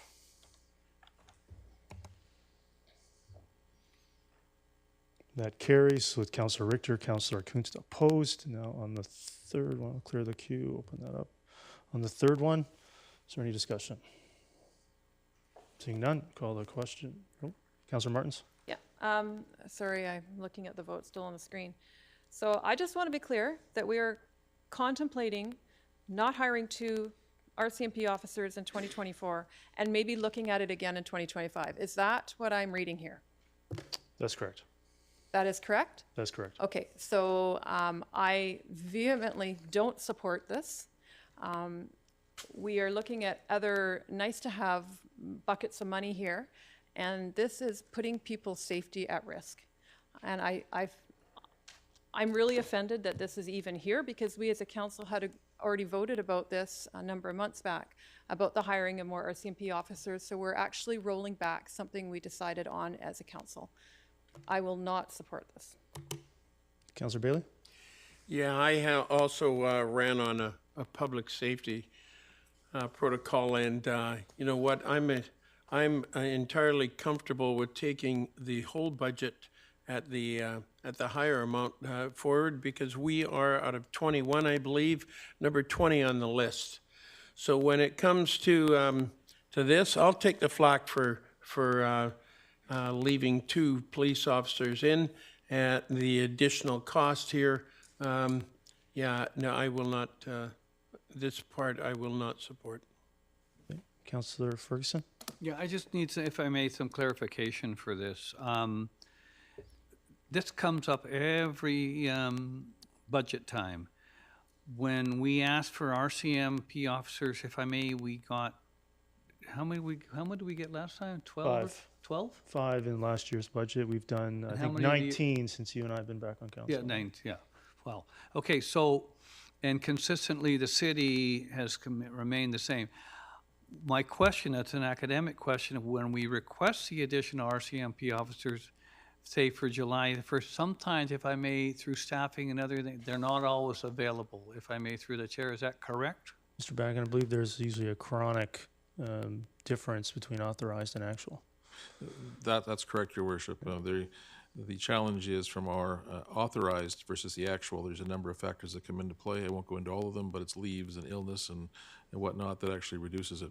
As we then go to the next step and say, well, we'd like more officers, if you will, to increase our authorized in the hope that'll increase our actual, what we then face is the fact that the request takes many months before it can actually be acted upon by the RCMP. So generally speaking, when we're seeing officers arrive, it's going to be sometime between 6 and 9 months before it. So if we were to order today, it would take 6 to 9 months, best case, if they have all of the resources available to them to fill those, because what it means is that there's allocations from the incoming crop of, I guess, recruits from the I guess, training depot in Regina that they then have to allocate out. It's not unusual if there's a shortage, such as what we saw in COVID, that may take longer because there's such an overdemand or other things that may happen. So we're working on a 6-month time frame. I think what this is doing in this motion is suggesting that they be deferred then, that 3 of the 5 that are presently being contemplated be deferred until a requested start date of January the 1st, which is effectively No, that's not correct, Mr. Bragan. So there's 2 additional, in addition to the 5 that are being annualized from last budget. So there's a total of 7 in the 2024 budget. Then it'll be leaving us with 5 through the usual process, plus 2 being deferred. If this is successful, yeah. Thank you. So it's here for council to consider, and I can certainly give it some rationale in a moment. Councillor Pratt, go ahead. Whoa. I'm still talking. Councillor If Ferguson. I may, through the chair, Yeah, thank go you. ahead. I heard you say to that the 2025 it would not be considered. It's just referred to 2025. So if I may, I've still got the administrator, Mr. Backen, if I may, through the chair. I'm still asking. We're adding so many. Apparently, Mr. Bracken has missed a few. So we've added 5 in the 2023 budget. They were 6 months in 2023 and 6 months in 2024. So they were annualized now in the 2024 budget, plus an additional 2 more in the 2024 budget to be further annualized in 2025. So in the 2024 budget, there's an addition of 7. So that much I understand. My question will be, we could get 0, we could get 1, or we could get 2, depending on those permutations. Where does the money go if we get 0? So depending And on... we have to wait till, say, January 1st or February 1st or Mr. something. Bracken, I believe it's still the policy that 50% goes to operating surplus and 50% goes to the RCMP reserve. No, that's correct. It follows the surplus with that division. That's correct. So again, I want to tell you, I'm with Councillor Bailey. I'd like to see the full budget accepted. Thank you. Yeah, thank you. Councillor Richter? Yeah. Oh, yes, I skipped Councillor Pratt. Councillor Pratt, go ahead. I'm going to clear the queue. Start again. Councillor Pratt, go ahead. Just a few people there with the confusion. Councillor Pratt, go ahead. Yeah, thank you, Your Worship. Seeing as there's likely to be other speakers, I'll have an amendment at the end to change the 2 additional to 1 RCMP officer being referred to the 2025 budget. Okay. All right, so I'll come back to you. Councilor Van Popta? Yeah, can anybody? Yeah, there's just a confusion with the software. So I'm going to start again, and I'll go to Councilor Richter, and this is getting, yeah. Councilor Richter, go ahead. No, here we go. Love this software. I think that it's wrong to be doing this, and I also think it was wrong to shut down the Standing Committee on Policing Priorities. Policing is a concern in this community. We hear that from the residents all the time. They want to see more, not less. So I am opposed to taking these two positions out. Thank you. But you're opposed to the budget. I'm opposed. So you're amending a to budget the- you're opposed to. Okay, you know what, Mr. Mayor? You see things your way, and I see things I just want my to clarify. way, I'm just okay? trying to clarify. These are your amendments that Well, you've they're on the dumped floor, us. so they're council's amendments at this point to be defeated or Oh, approved. technically, that's true, but I also think council should have seen these amendments a week ago. Thank you. Councilor Van Popta, go ahead. Yeah, through your worship to staff, can anybody answer how many RCMP officers the Langley City detachment or Langley City has hired in the last 10 years? And of those numbers, how many of our hires are remaining in the township of Langley or going to the city of Langley? And if we hire these additional 7 in 2024, are they going to remain servicing the township of Langley, or will they be going to the city of Langley, which we always seem to be subsidizing? Your worship, off the top of my head, I can't go back 10 years. I can go roughly 5 to 6 years. And in that time, I don't recall they've added any additional officers. Maybe at the beginning there was a catch-up period, but we know for the last 4 to 5 years anyways, they haven't added any. As to the deployment of those resources, then, I think the superintendent in his last quarterly update tried to comment on that, indicating that they try their best to divide between the township and city staff, but the number of calls, or township and city calls for service, but the number of calls that they're receiving in the city has increased over the years, and the township has also increased, but not at the same rate. As a consequence, there tends to be a general deployment of the resources in the township, but in an area very proximately close to the city. So what their concern is then is if they were able to add more officers, they'd like to add them really on the city side of things, certainly in the township as well, but certainly they want to deal with that. And again, they're doing their best to try to segregate it, but they always place public safety and whatnot at the highest degree. So in answer to your last question then, in terms of what steps can we take to ensure that they're used exclusively in the township, it's very challenging because unless we deploy them, say, to community police officers that are well beyond the area, it's something that is just challenging because they're going to respond to where the need is, especially if member safety is a concern. So when the crime rates increase in the Langley City and they don't hire more officers, the Langley Township budget and residents are subsidizing Langley City RCMP needs. Is that correct? The deployment of resources then is to meet the health and safety concerns. So yes, that means then that some of the resources we're adding then is being diverted as on a call-by-call or case-by-case basis to meet those needs. I suppose the same could be considered in reverse. However, we know that reverse seldom, if ever, happens. Yeah, because when Superintendent Marsden was here last time, that was kind of an eye-opening quarterly update when we just did discuss these numbers and the deployment to the city of Langley. And as much as I want to protect the township of Langley, I do not believe that adding these officers is going to do that for the township of Langley, and it is actually going to subsidize the city of Langley. And unless I can get a guarantee that in their new budget that they're coming up with, that they're adding their own RCMP officers, I don't feel comfortable subsidizing that municipality any further. Thank you. Councilor Martins? Yeah, thank you. So, again, this is the world I come from. I even did an entire research project for management on deployment of police resources in downtown Vancouver and looking at all the metrics. One of the basic metrics for how many police officers a municipality requires is the population. I'm curious if staff can comment on what the population numbers were, say, 10 years ago and then 5 years ago and currently in the township, please. Mr. Bragan, do we have that handy? We could probably follow up with that, right? We can follow up by speaking in generalities to advance matters. We estimate we're probably close to 150,000 people now, which is more than the census. The city's growth rate has been relatively stable at 25 to 30,000 population, with a growth rate that's fairly flat for quite some time. It certainly would have increased. If we were to go back 10 years, I think we may have been more in the range of 100 to 110,000, so you're seeing some increases with the city at roughly the same. The challenge we then face is, as you're right, in police to population ratio, we've been adding our officers based on the population numbers, and the city has probably been remaining fairly constant. I think the tale is really told in the calls for service levels that we're seeing, where we're seeing significant increases in the calls for service levels for those officers deployed to the city because of just the nature of their community and in terms of what they experience and where the denser, I guess, some of the government services are. So those two things combine then to increase the caseload in the city and leave ours relatively constant. Those two combined then create the challenge we face in terms of ensuring that the township's resources are deployed primarily to meet township needs. Thank you. And I'm just going to say our population is growing rapidly.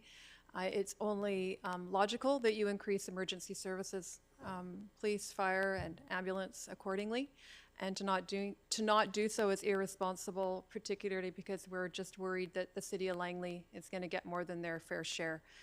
I believe, if I understand correctly, with the current agreement, there is some, maybe staff could speak to this, where there is some accounting at the end of the year. I'm looking at criminal code offenses, and I believe there's actually metrics in place to bring the accounting back. So I really, if you could answer that first, and then I'll carry on. Thank you. Your Worship, I think it would be best expressed that under the current dated agreement that dates back a number of years and has been attempted to be revised several times, the township has always met its service level based on what the statistical analysis is. I think an argument can be made that the city maybe have met that level as well, but that's based on a certain policing level.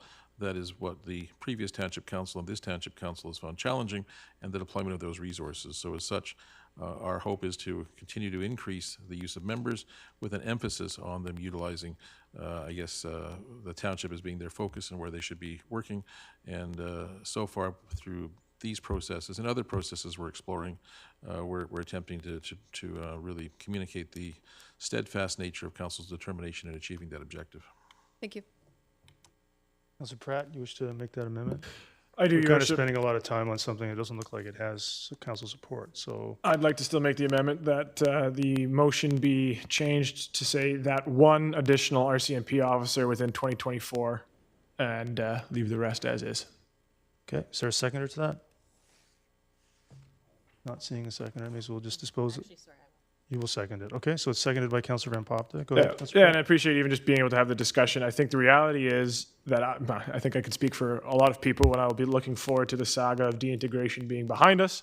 But I think that with the population growth that we are experiencing as a community, I think it'd be prudent to at least have on an annual basis RCMP officers in the pipeline.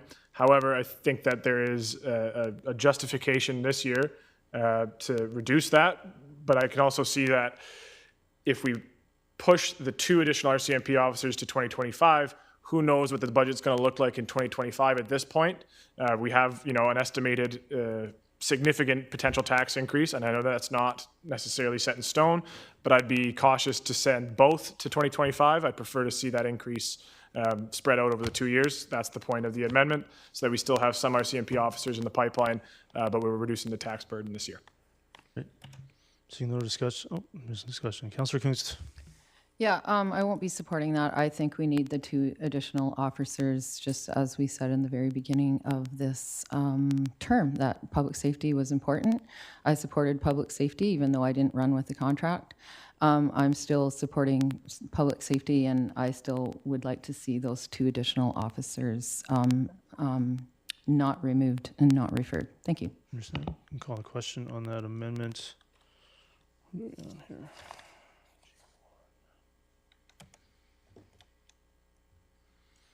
That amendment is defeated due to Councillor Richter, Councillor Coons, Councillor Bailey, Councillor Rent, Mayor Woodward, Councillor Van Popta, Councillor Martins, Councillor Ferguson opposed.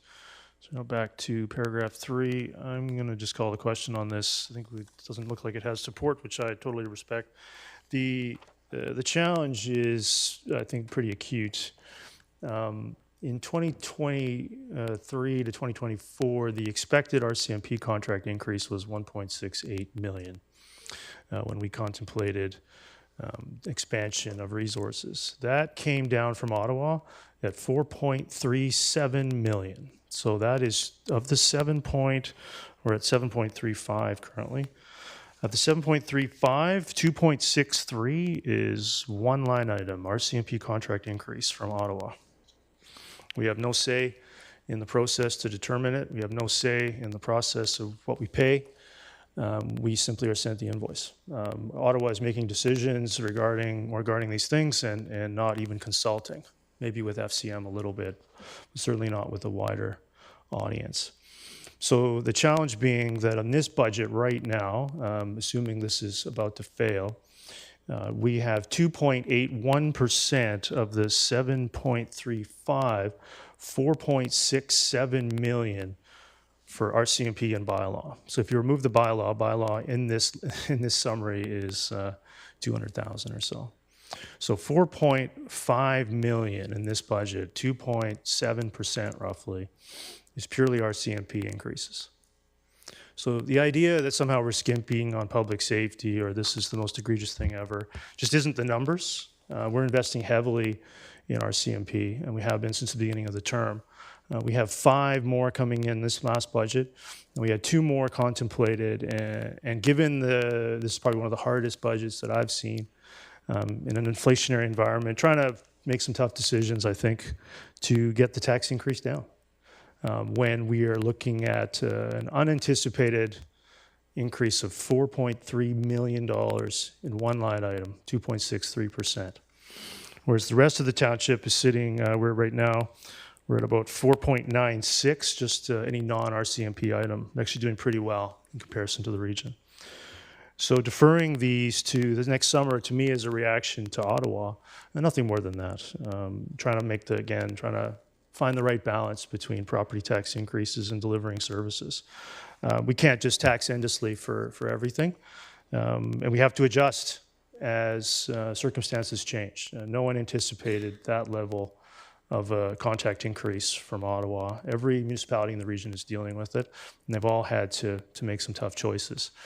We've added, I think we've got to be close to 20 RCMP officers since I've been on council. One of my first motions as a councillor was to add 15 RCMP officers. I think 10 in one budget, if I recall, Mr. Bracken. So no one holds a candle to me to adding RCMP. So I'm going to call the question on the paragraph 3.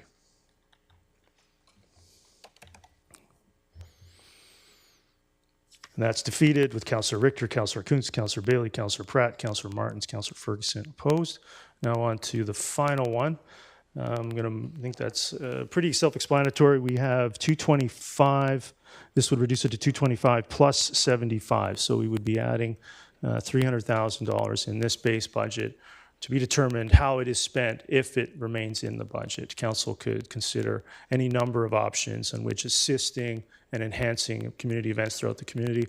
I think we can make that work with $300,000. In our first 1 year, we can shave this down so that in aggregate, it would drop to 7.3% if this is approved. Councillor Pratt. Yeah, thank you, Your Worship. By the end of the discussion, I'll be moving to reduce it by 106,000 to 200,000. Okay, I can come back to you. Councillor Van Popta. Yeah, I would actually maybe talk to my coworker here and actually recommend that we just remove the whole line item in lieu of the last budget or the last vote. I think if we're going to talk about making tough decisions, I think making enhancements to community events when we're hiring more RCMP officers, I would actually just remove the whole line item down to 0. Yeah, I mean, we could do that. I mean, you could do that at final as well. If this is successful to be amended downward, we could get public consultation. I do think we are facing an issue in the community where a number of event organizers are struggling. There are rising costs, rising complexities. A lot of people are aging out. There's volunteers not being replaced at the same rate. So rather than see these events disappear, we'd like to enhance them and support them. And I think a lot of other communities of our size are doing that. We're way behind. So I supported the original rationale, but given the situation, I thought a small reduction was appropriate to consider. I'd like a larger. Like a larger reduction. It sounds like Councillor Pratt's going to move something a little bit larger. Councillor Richter? Yes, I actually like Councillor Van Popta's suggestion because I agree that things are being done by community events enhancements, or have been done in the past year, that I don't think were directed by the community. They just sort of appeared. I also want to know if this particular reduction will still enable the Christmas in Williams Park event to continue, because I'd like to see Christmas in Williams Park continue, or the Christmas lights in Williams Park. Mr. Bragan, do you have any response to that? My recollection is Christmas Williams Park was funded as a one-time, and council would revisit it in the next cycle, whether it be through contingency or other funds. I believe that was to be reconsidered by council again in the first quarter of 2024. So is the intent of this reduction to remove that 50,000 by getting rid of the 81,000? No, it is to reduce the pool of funding down to a total of 300,000 to be determined by council how to use that, perhaps in Q1 of next year.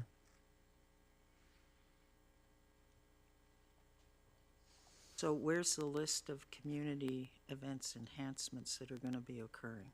Mr. Bracken, I don't believe there is one. I believe that would be determined by whatever budget envelope is approved. That'd be correct. Staff could go away and consider some options on how to spend it if it's approved. It may be eliminated by motion of council, so I don't think much time has been spent on it. Is that correct? No, that's correct. Yeah. Thank you. Councillor Pratt? Yeah, I'll make the amendment motion if there's no other speakers. Go ahead. That the number 81,000 be changed to 106,000 and the number 225,000 be changed to 200,000. There's a seconder to that? Seconded by Councillor Martins. Go ahead, Councillor Pratt. I think it speaks for itself. Speaks for itself. Any other discussion on that? Seeing none, I'll call the question on that amendment.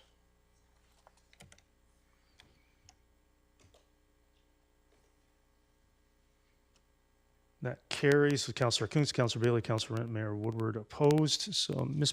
Bauer, can you update that? That now is 200. I'm just going to jump into math here, make sure my math is current. It's amended to 106.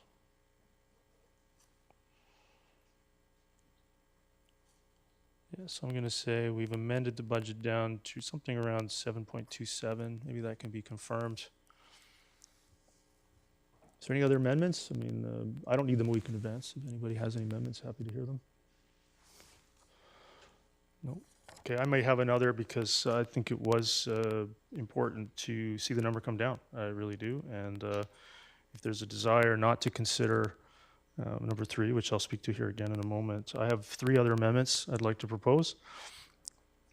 Yeah, well, I think it's appropriate. I believe 7.27 is just too high. So I'd like to move an amendment that we reduce the paving budget by 100,000.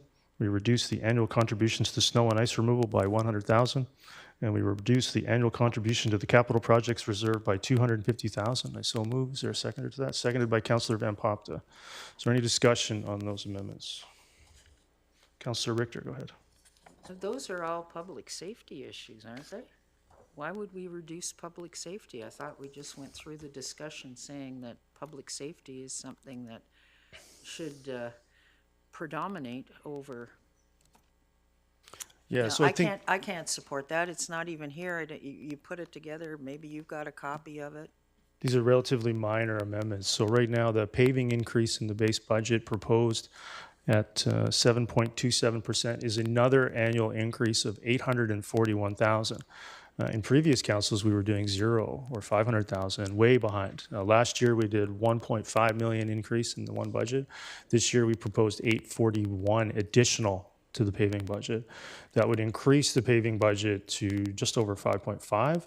We've done great work in the last couple of budgets finding money for that.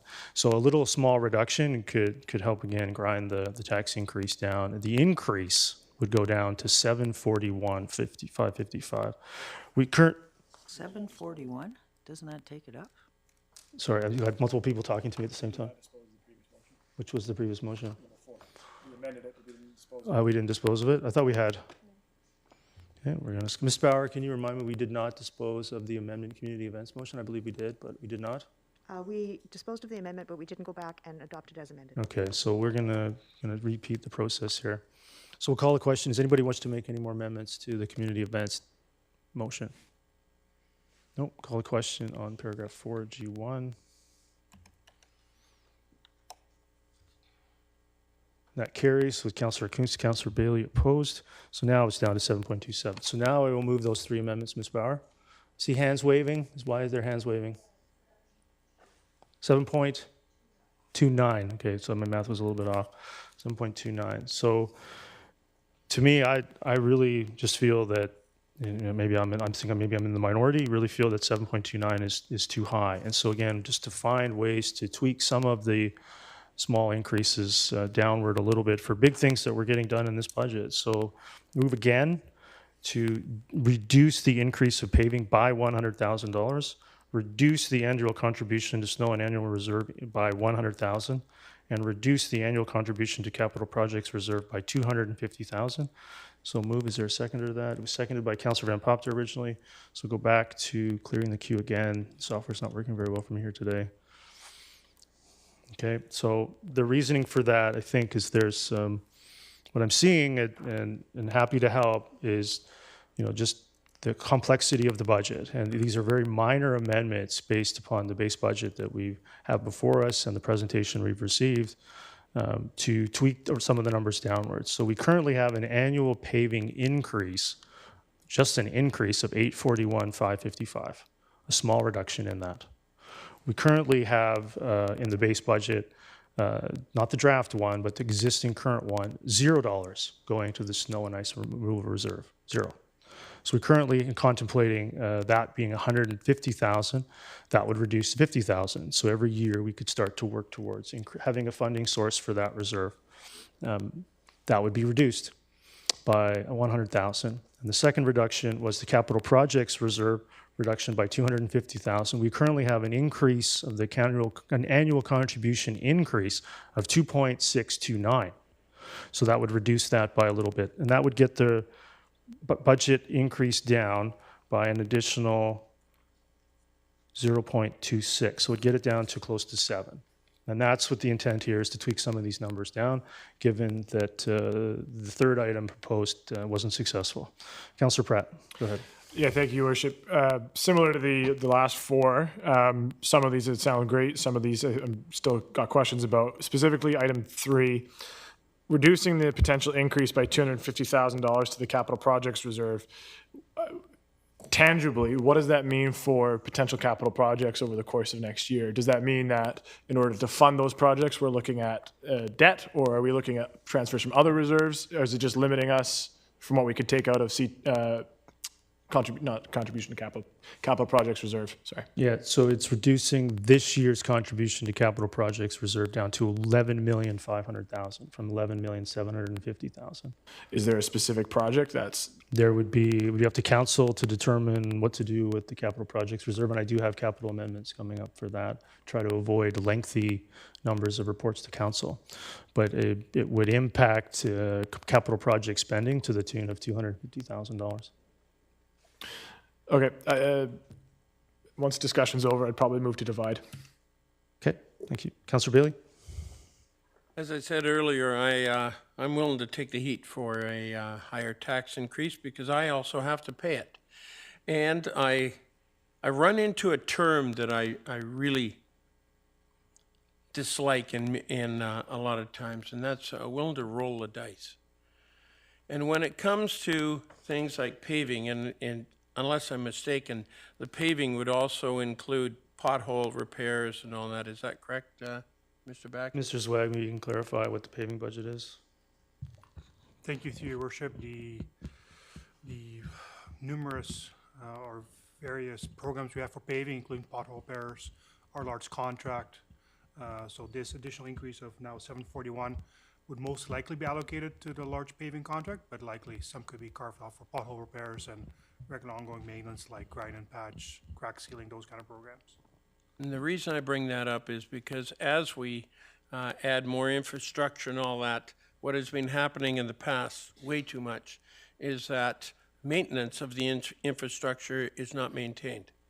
And one of the things that you continually hear people complaining about is ignoring the core services of a municipal government.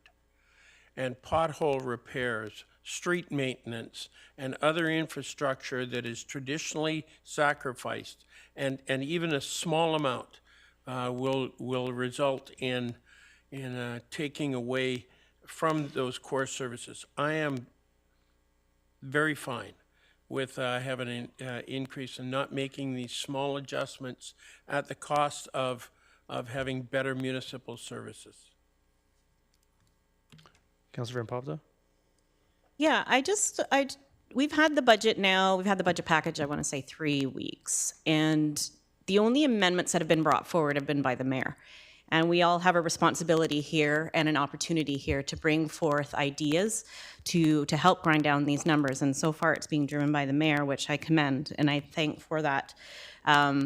The reductions that he's asking for now are enhancements to these envelopes. We're not actually reducing, we're just reducing the addition of additional amounts of funds that we have in these envelopes.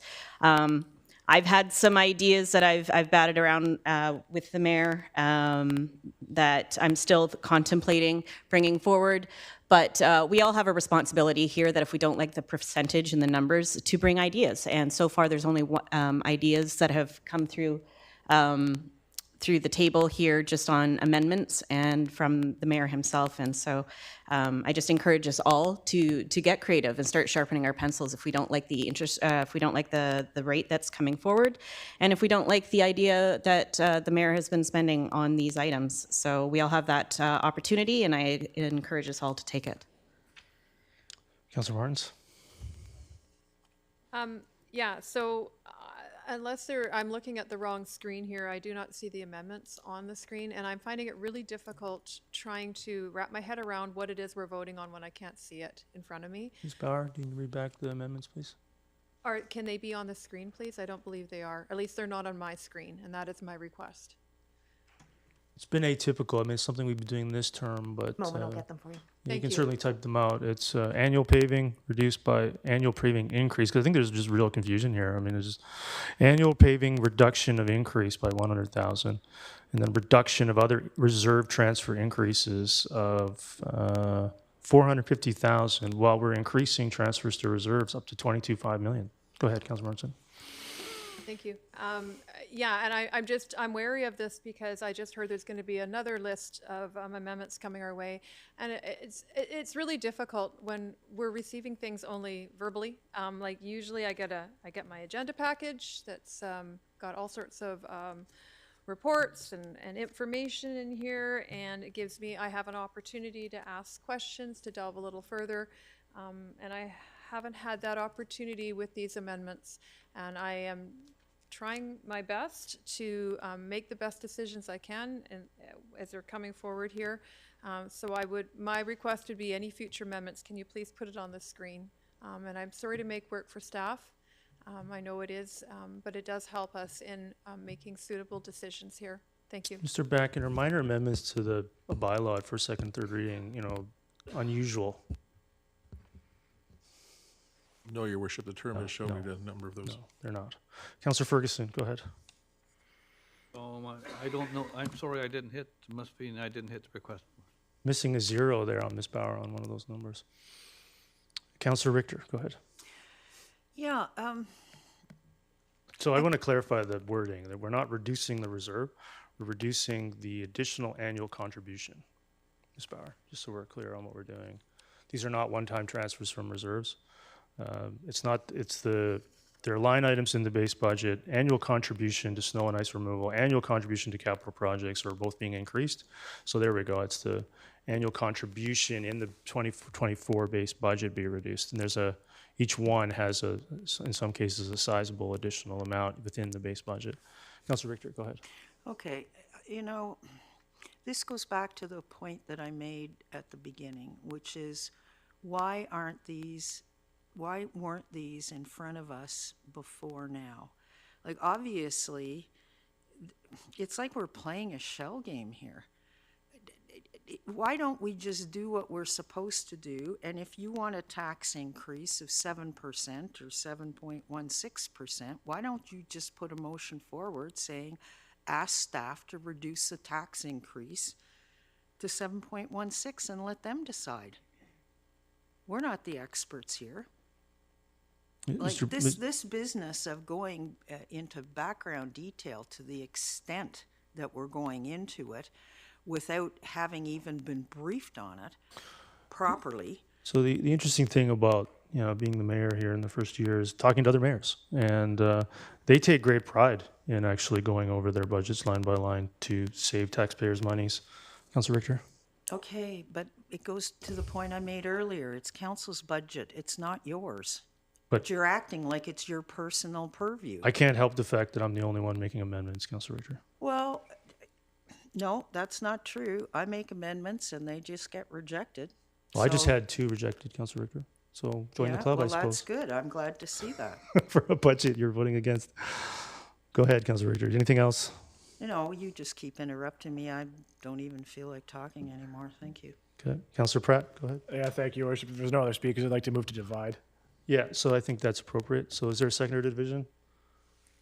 Seconded by Councilor Kunst. So we'll take the first one. Councilor Pratt, do you have anything on the first one? Yeah, thank you, Your Worship. I'd actually like to amend the first clause to change the number 100,000 to 200,000. Okay. Clear First the one. queue. So open up a secondary motion. Is there a seconder to that amendment? Seconded by Councilor Van Popta. Is there any discussion on the amendment to increase the annual reduction from 841 down to 641? Councilor Pratt, do you have anything else? Not an annual reduction, but a one-time reduction in this year's annual increase. That's correct. Yeah. So the base budget increase that we've added, well and above of what we've normally done while I've been on council, would go from 841 down to 641 with this amendment. Correct. Yeah. Is there any other discussion on this amendment? Councilor Kunst, go ahead. Yeah, this is one thing I know that when I ran for council, like the first and the second time, that paving our roads is just one of those things that everyone knows. They don't know a lot about what we do, but they do know that we're in charge of roads. So when they've got potholes and they've got things wrong on their road, and all you have to do is go around the township, and if you had a bad winter or whatever, I can't see us now reducing it by 200,000. Our roads are only getting more. We need to maintain our roads in the way that we are currently maintaining them, and not going back on that. So I'm sure there's other things in the budget. If we had maybe a CPC meeting where we could kind of all sit down and go, hey, did everybody want to throw out their ideas? Let's do that. I'd love to just be able to throw out some ideas. And I think that maybe there was an opportunity to do that, but it just doesn't feel like now that, unless we're still open to a CPC meeting about how to reduce the budget. But so I won't be supporting. No, that. we have a draft bylaw. It's appropriate to amend the bylaw before it to go to a public consultation. And we make amendments to bylaws to put a public consultation all the time. Councillor Ferguson, go ahead. Yeah, thank you. And the good points by Councillor Kuntz. I mean, the reality is we always do have the opportunity throughout the whole year. Budget happens once a year, but the way we discuss budget and we discuss things is all year round. And I know the staff have always made themselves readily available. When I ask some questions about how we need planners or engineers and other things, we're always quick to point out that we're always looking for people in staffing and other categories, because if one person leaves, we need to replace them. And if a senior manager leaves, so that's ongoing. So it's a good debate that it's a year-round thing. Now, back to paving. This is something that I have been watching for years and years, and I have a question through the chair to the staff. There was at one time a report or an analysis done by a former, I think he's retired, staff member in the engineering department, going over our roads and the need to pave and put money into this paving reserve. And I don't know how old this reserve is, unless it's one of the older reserves that's been modified. If I may, through the chair, does that report or analysis still exist, if I may? Mr. Bracken, I mean, this is, just Councilor Perkins, this is an increase to an operating budget. There's no paving reserve per se. But, Okay. yeah, but, The- Councilor Mr. Bracken, That the maybe, paving reserve. there's no paving reserve per se. This is an increase to the annual operating budget for paving. That's correct, Your Worship. We allocate a certain amount each year to paving as part of the operating budget. Yeah. The question, I think, relates to, well, more than a decade ago, there was a former director of public works, I think, that actually undertook a study that began to set in motion the fact that we were increasing our contributions to operations for paving in the vicinity of $500,000 a year. The problem with that was that it was at a point in time before we had additional infrastructure and as well the additional costs. So some of the numbers we're talking about now in terms of trying to increase the annual contribution, if you will, the rate of increase, is quite helpful for us because we still have more paving demands than we have resources to meet. So that half answers my question. And I don't think I have another one other than a comment that we have a number of roads, and I'm not sure if all of council knows this, we don't look after all our roads. Some of our roads, rural roads and semi-rural roads and roads in older intersections, in older subdivisions are not looked after. They're just maintained accordingly. So I think it's important to keep the existing, and I'm opposed to this particular amendment. It's such an important to me because I know that they're never going to have enough money for roads, but we do the best we possibly can. Thank you. Thank you.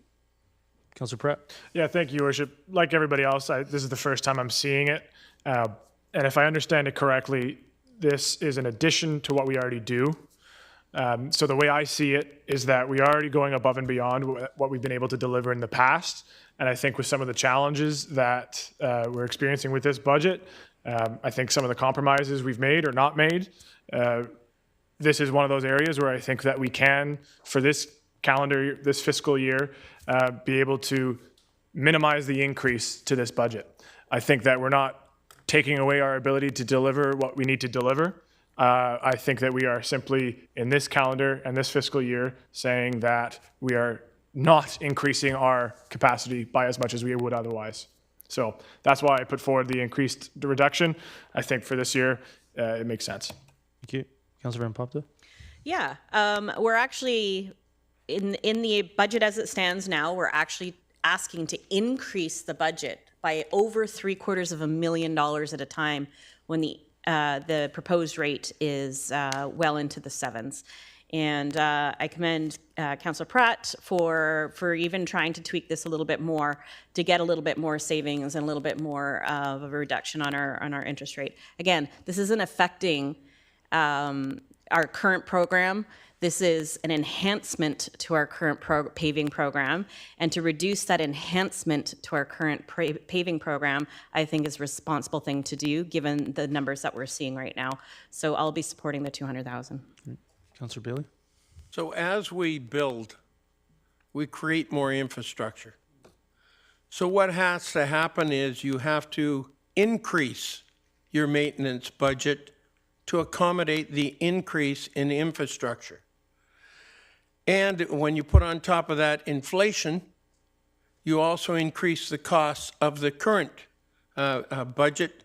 So this knocking down of the increase by 200,000, I don't view as something I want to participate in. You know, I had some taxpayers give me a call to come out and have a look at the road.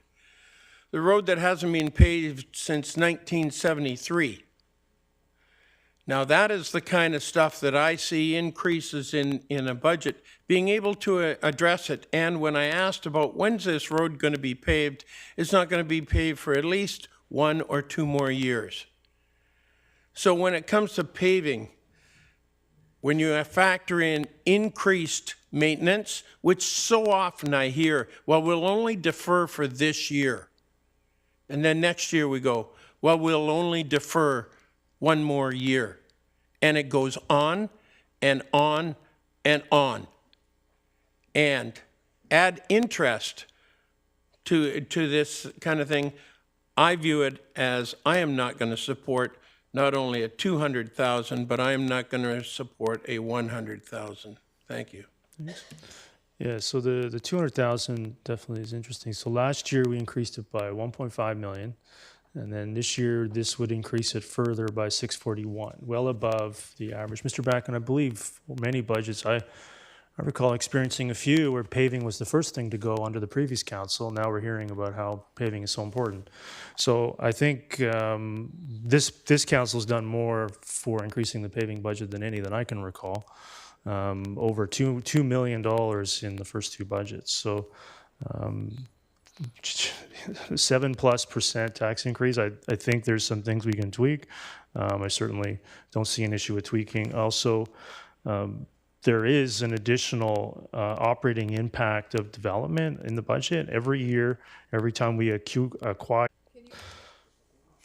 I know it's a point of privilege. Okay, we can. I'm just asking, can you just read the amendment that we're voting on out, please? Ms. Bauer, can you do that, please?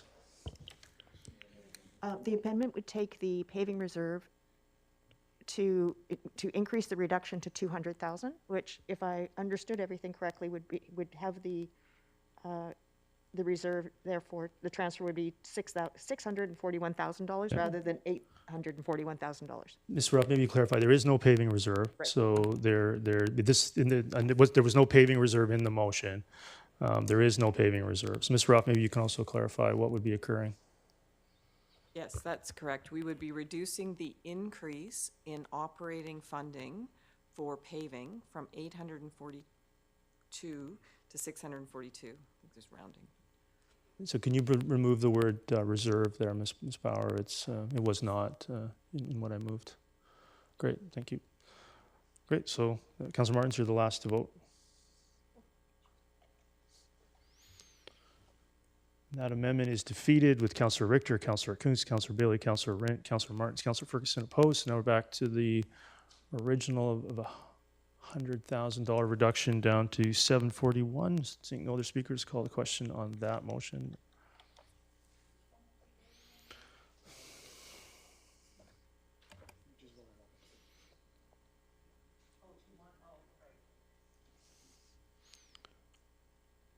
That carries with Councillor Richter, Councillor Kuntz, Councillor Bailey, and Councillor Martin opposed. Moving on to the second one. Trying to keep track of these. You can wave your hands at the end, maybe let us know where we're at. Moving on to the next one. Is there any moving that's on the floor, Ms. Bauer, I believe, from division? Let Ms. Bauer catch up. Second one. So it would now be the snow and ice That's removal? right. So that's on the floor, moved and seconded by division. So is there any discussion on the second one? There is a reserve in that case, Ms. Bauer. Okay, so you can leave the word reserve in there. Thank you. Councillor Martins, go ahead.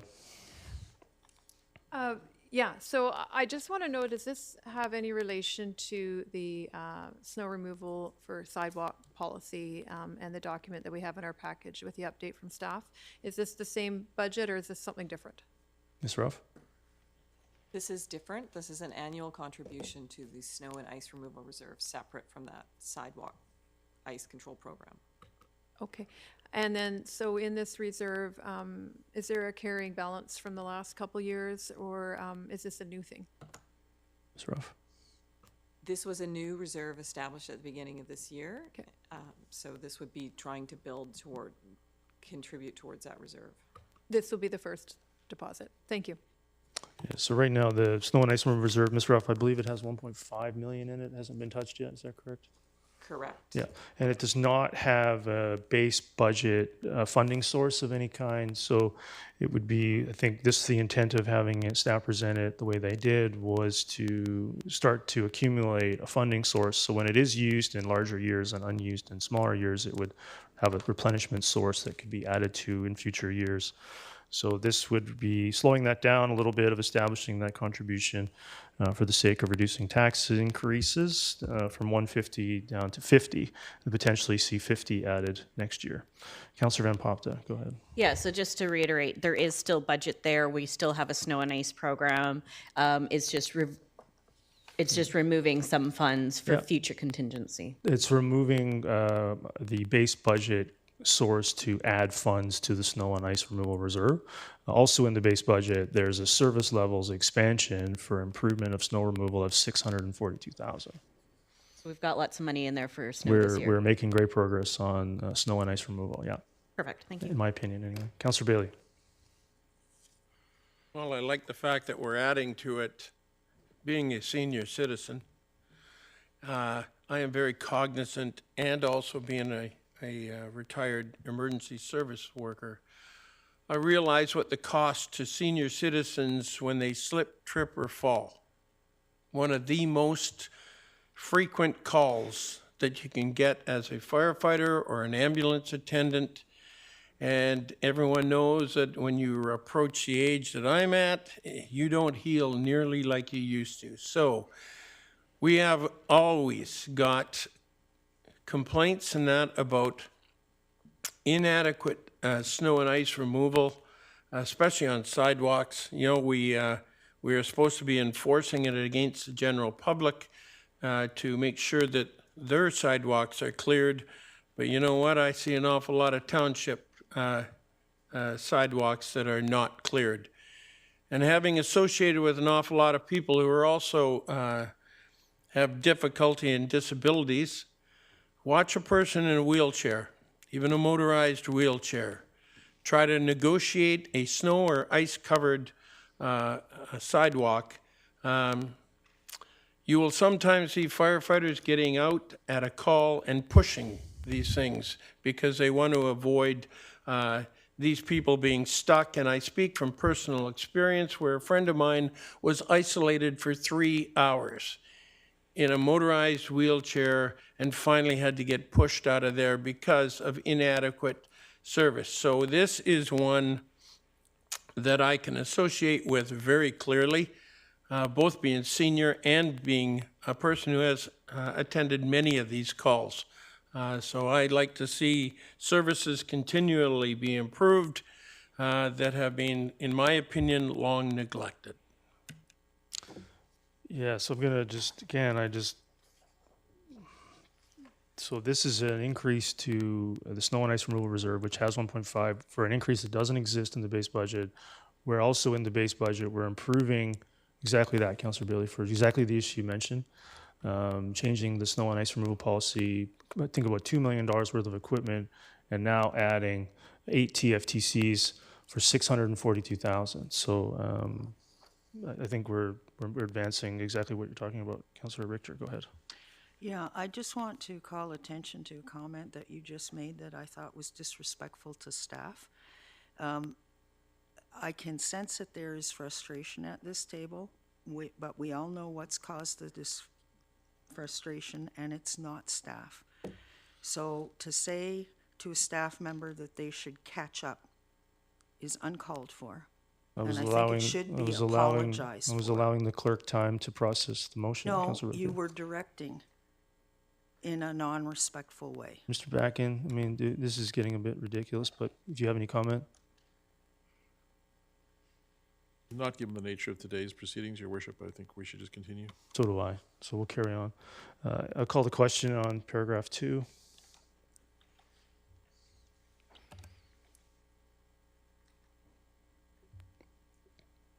And that carries with Councillor Richter, Councillor Kuntz, Councillor Bailey, and Councillor Martins opposed. So on the third one, is there any discussion on the third one? Councillor, no? Any discussion? It's paragraph 3 on the screen. Is there any discussion on paragraph 3? Councillor Pratt. I do want to just confirm before voting on this, seeing it's the most sizable of the three, reducing the annual contribution to the capital projects reserve. Is this another instance of reducing an increase, or is it pulling out $250,000 from our ability to deliver a capital project? Ms. Ruff, it's, again, it's reducing a sizable increase. Ms. Ruff, can you clarify? you. Yes, that's correct. We're reducing our increase to the capital projects reserve. It does mean that another capital project may or may not get funded. Right, okay, thank you. Yeah, so the capital projects annual reserve in the base budget as presented today was 5 million per year. This would reduce it to 4,750,000. That's would be the intent of this. Councillor Ferguson? Yeah, Mr. Mayor, I really believe it may seem like a small reduction in a large budget, but that amount continues on as we go from one budget term to another. And things are getting more and more expensive, and it doesn't take much to dry that 5 million up, knowing the cost of things today. So I just can't see myself seeing the capital projects going down in expenditures. I mean, I think everything seems to be going up. So I can't support this. Thank you. Yeah, I understand. Councillor Kunst? Yeah, so if we were to reduce that by 250,000, and then we have capital projects that we want to support next budget, would we not have to borrow that 250,000? Mr. Through your Bracken? worship, just, Mr. Bagan, I mean, I don't think we would borrow 250,000. I mean, it would be part of the borrowing if we don't have the 250,000. Mr. Backen, I believe, okay, I'll just let you answer this. Go ahead. I think your point is the more money we have in the reserve, the less cost there is to find other funding sources, whether they be borrowing or CACs. In that regards, yes, but however, the contribution becomes the key element in terms of the impact on the tax rate. So I think the overall initiative here is to try to mitigate the impact on the tax rate by deferring, if you will, any decisions we have to make as to borrowing or use of CACs. Okay, this is probably one that I will support, just because I know that, you know, there is some, you know, percentages that we need to get to, but do we have more amendments after this? For operating, no. No, just for capital. For capital, I'd like to propose we move a bunch of projects into the funded envelopes so that we can avoid staff reports on non-controversial items. Okay. No more. I don't have, unless any other member of council has any. This would, I believe, if this were to be successful, we would be down to 7.02%. But I'd get that confirmed. Yeah. Yep. I see no other speak. Councillor Pratt, go ahead. Maybe this might be difficult for staff to answer right on the top of their heads, but notwithstanding this increase, how much is left in the capital projects reserve at this point in time? Do we know? With the draft budget, Ms. Ruff, I believe it'll be around that 11 million mark. The contribution this year? No, the net with the funded projects with the current contribution amount, it would be around that 11 million mark. I believe that's probably. It's around there. Yeah. It's around there. Okay, well, I know how my amendments usually go, so I won't make an amendment to change it this time, but I think, we'll move on. Okay. Call the question on the third paragraph.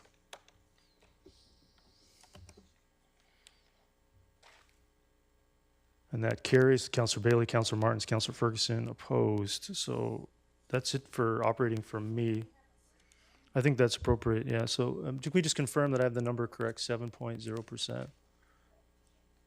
0.01, so there we are. So that is what will go to public consultation unless there's any other amendments on operating. So we'll just adjourn for 5 minutes and then we'll come back and address capital. Yeah, go ahead. At fourth, we could still make amendments. That's correct. Yeah. Yeah, this is just for public consultation at this point. Yeah. But based on what we hear from the public, that we can come back.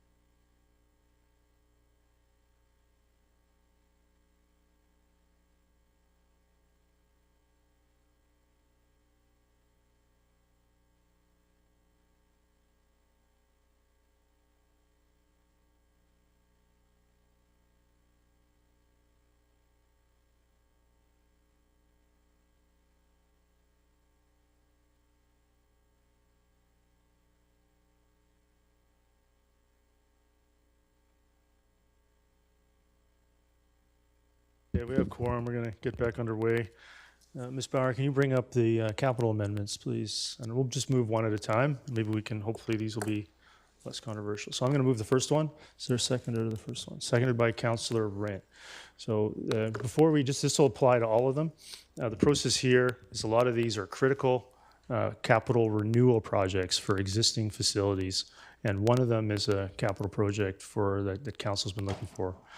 So what these will do, Mr. Bracken can confirm, if we add these to the funding envelope, they'll go for public consultation, can be further tweaked in January, and it'll reduce the need for capital request reports to council for each one of these. And that's the goal here, is to try to save some time on some items that are mostly rated critical. So the first one, that capital project RCMP main detachment emergency generator, be funded within the 2024 capital budget with $225,000 from the RCMP reserve, seconded by Councillor Rind. Is there any discussion on that one? Seeing none, I'll call the question on the first paragraph.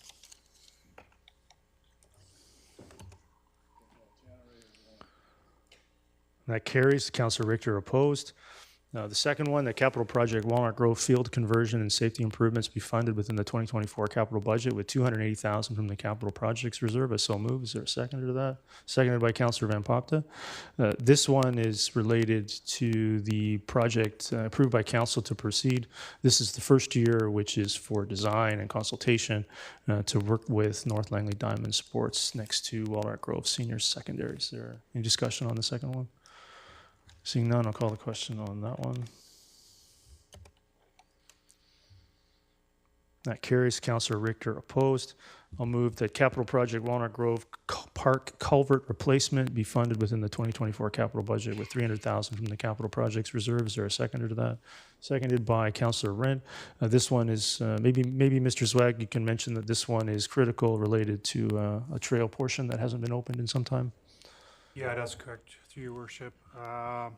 This was one of those projects that's remaining from the atmospheric river we experienced in 2021.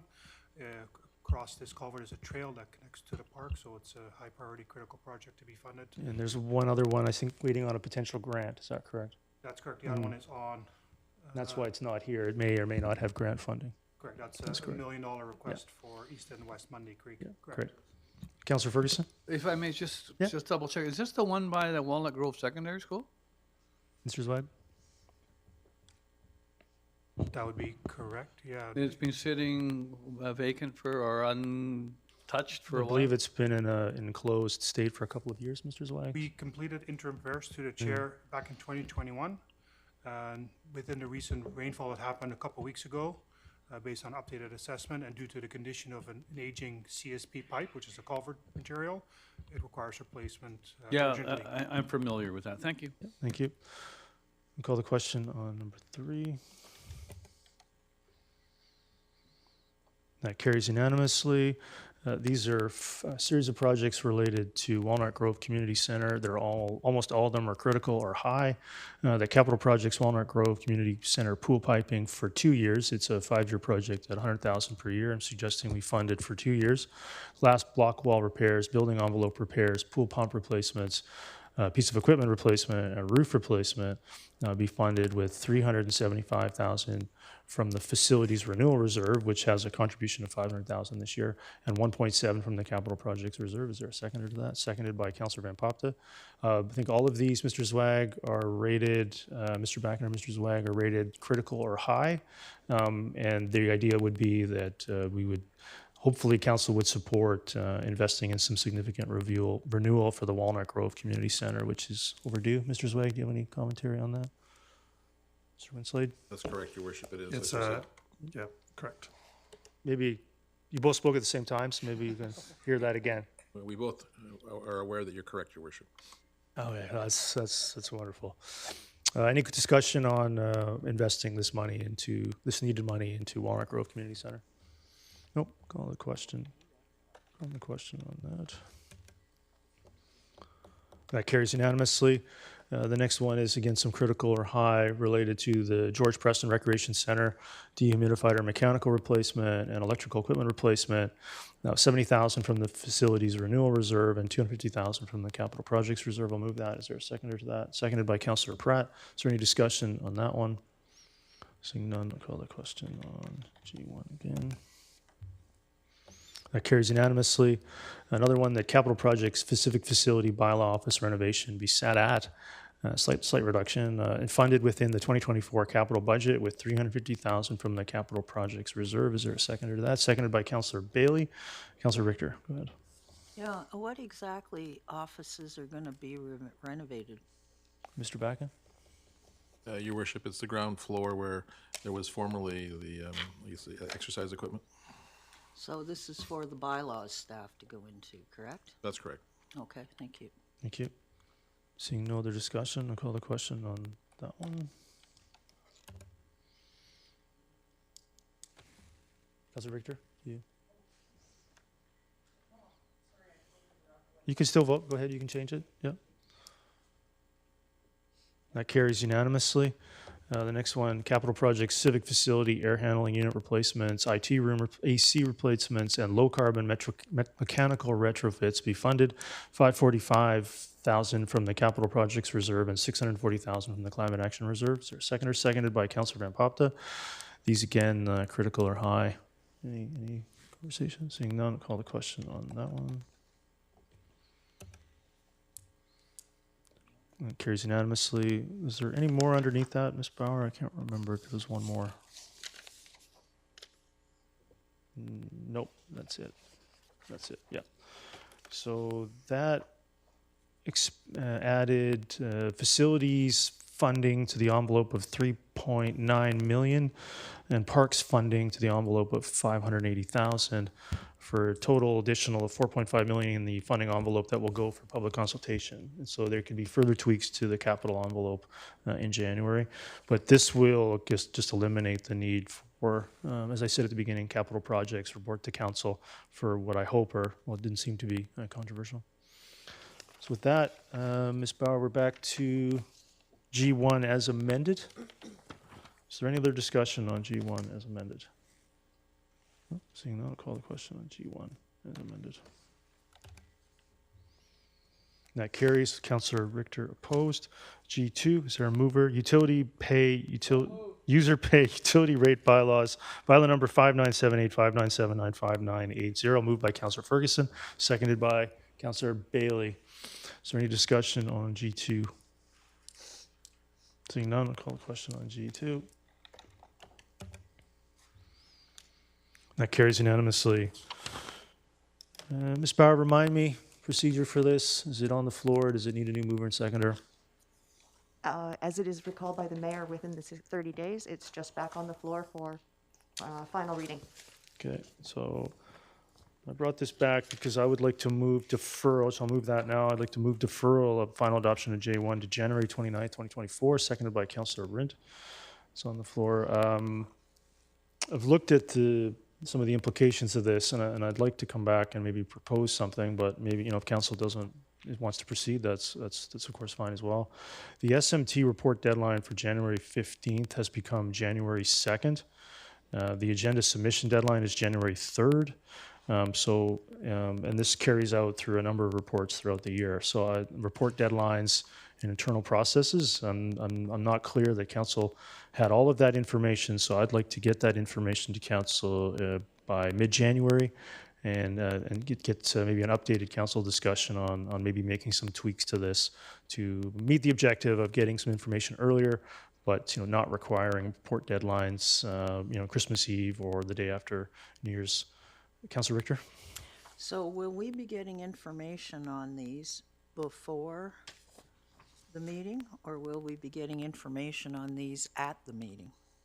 I think it would be appropriate here that we could certainly put together some of this information. Ms. Bauer, you and I can maybe meet on it early in the new year, and then get some follow-up information on some of the implications of these updates that we didn't have at the time that we made that decision. So I think we could anticipate having that distributed to council by mid-January. Okay, so instead of reconsidering these things all the time, why don't we just defer them and save having to reconsider them? Because we just passed this last meeting, didn't we? So Ms. Bauer, the only process here is to reconsider and defer, otherwise the bylaw is in force and is moving forward. So the only way to halt it was reconsideration with a deferral. Is that correct? At this point, yes, it was adopted at the last meeting, so at this point it is the bylaw. Was the only process. Okay, so I don't understand why we would vote in favor of something only for you to come back and reconsider it. Okay. Okay. Anything else? Nope. I can see nothing else. I'll call the question on deferral to January 29th.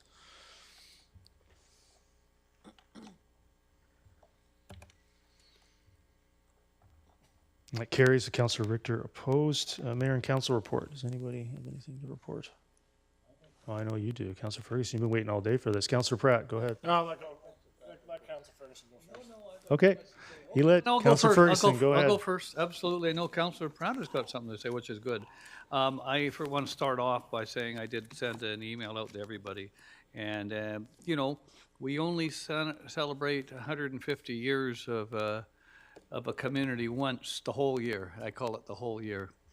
And, you know, I did want to, I'll start off and then I'll speak again second time, Mr. Mayor, that my experience in the community has been 9 terms. I've worked with 6 mayors, and that means there's 9 pictures of me on the wall. And if you look at the wall has been fixed, I guess, as part of the 150-year celebration of the township. The staff, I'd like to thank staff for all the work they've done at 150, a number of staff. We've had a number of events, and we have pins. I've handed pins out to as many people as I can remember in the audience, and I know other members of council have handed the 150 pin.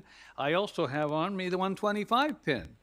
I'm wearing a Langley Rugby jersey, and the Langley Rugby Club have been around a long time, and I've had the privilege, as I say, working with Mayor Beals, Mayor Schultens, Mayor Alberts, Mayor Green, Mayor Jack Prose, and of course our mayor right now, Mayor Woodward.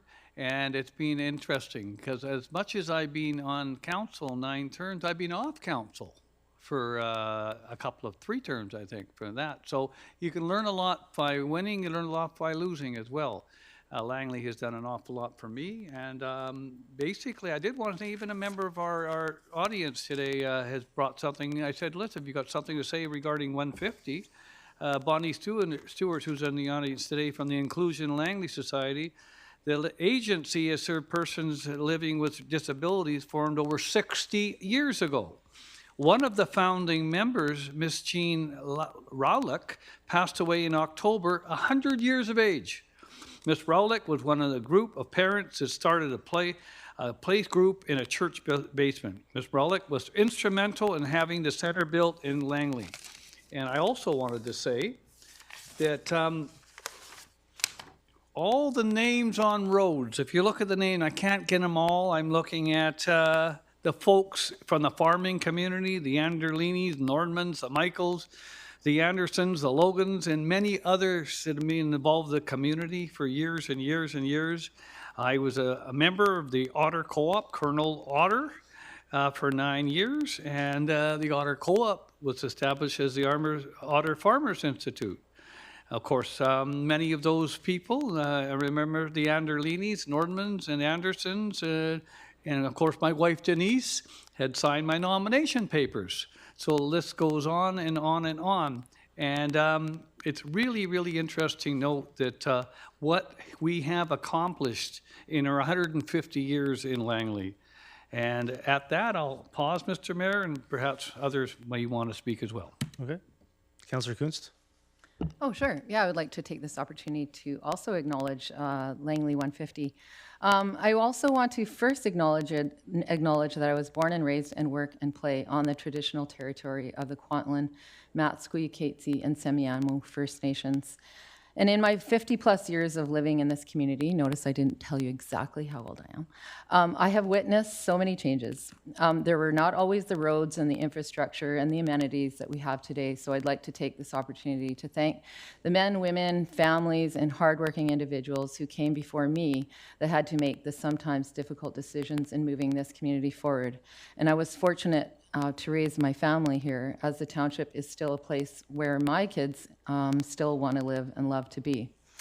I grew up in a time where my parents still called the roads by their names, not the numbers. So just as a nod to some of our historical members of our community, family names still mark many other parts of Langley, from Allard Crescent at Derby, named after World War I soldier Eugene Allard killed at Ypres, to Gabriel Lane on McMillan Island, named after Kwantlen Chief Alfred Gabriel. I grew up in Brookswood on 208th Street, which used to be called Barry Road, for example, and this was dedicated to William Elton Barry, a cadet with the Royal Flying Corps, dying in 1918, serving his country. Murrayville honors the family the first to settle at the famous Five Corners. Willoughby derives its name from Willoughby Singer, who owned a store beside the local community hall. And last but not least, and there's so many more names, as Councillor Ferguson has mentioned, there's the Carvelth Exchange is named after Jack Carvelth, who was killed in action at Vimy in 1917. So just a small little window of folks who are part of the Township of Langley the last 150 years. So I celebrate the 150th with gratitude to all those who made and continue to make our community what it is today. Thank you. Councillor Pratt? Thank you, Your Worship. I thought I'd take the advice of my council colleague there with just a few more years of experience than me at this table and say a few words in light of this being our last meeting of our 150th year as a municipality. I think that's something. You're going to do what I used to do and remind us that you're the youngest person on council. You took the words out of my self-parodic mouth. Yeah, I think that the fact that we've reached this point as a community is something to celebrate, and I, for one, think that despite all the challenges that we do face as a community, whether it's at budget season or whether that it's disagreements between council colleagues, I think that the reality is that I firmly believe the best 150 years of this community are still ahead of us. It's been the absolute honor and privilege of my life to spend the last year as a councillor representing the community that I was born and raised in, and nobody can see this coming, but I know that doesn't hold that much weight compared to some of my council colleagues who have spent more time in this community than I've been alive. So it's a congratulations to you as well. So I think that this is a time to celebrate. It's been a great year, and I'm looking forward to serving out the rest of this term and trying to deliver on the things that we all promised we would. Councillor Bailey? It's been a long time since I've been the new kid on the block in any aspect, and now finished my 8th year here in Langley. I'm an old, I called myself once a Surrey snob, and I found that I was being priced out in Surrey. And the opportunity to move my family here was not available at the price tags there, and I was lucky to find a accommodation here in Langley, and I'm very glad I did. The people in Langley have been very accommodating. The services are improving, and that is one of the reasons why I came out of retirement, to see if we can continue that movement and continue in the next chapter of Langley Township's life to continue that improvement and that growth. So thank you, Langley, for inviting us new kids on the block, and I'm quite enjoying no longer being a Surrey snob. Councillor Ferguson, you ready? I thought Councillor Vint told me he had something to say as well. I really doubt that very much, actually. But nice try, Councillor Ferguson. Go ahead if you had something more. Okay, a little bit of a drum roll here. Uh-oh. A person by the name of John William McKitley, a hat maker in Dundas, Ontario, the Dominion of Canada. This is a bona fide artifact that I signed out earlier on this morning from the Fort Langley National Historic Park. I'm in possession of this for one day. This is indeed a hat that was worn by Sir James Douglas at the proclamation of the Fort Langley National Historic Park. They let you leave They Fort let me Langley leave. with that in a box. Mr. Mayor, 29 men in the Fort Langley and Derby area signed a petition to incorporate as a municipality which they sent to provincial authorities in Victoria. Their petition prompted the newly elected legislature of the province of BC to base the Municipal Act on April 11th, 1872. Chilliwack and Langley were the two rural municipalities to incorporate in 1873.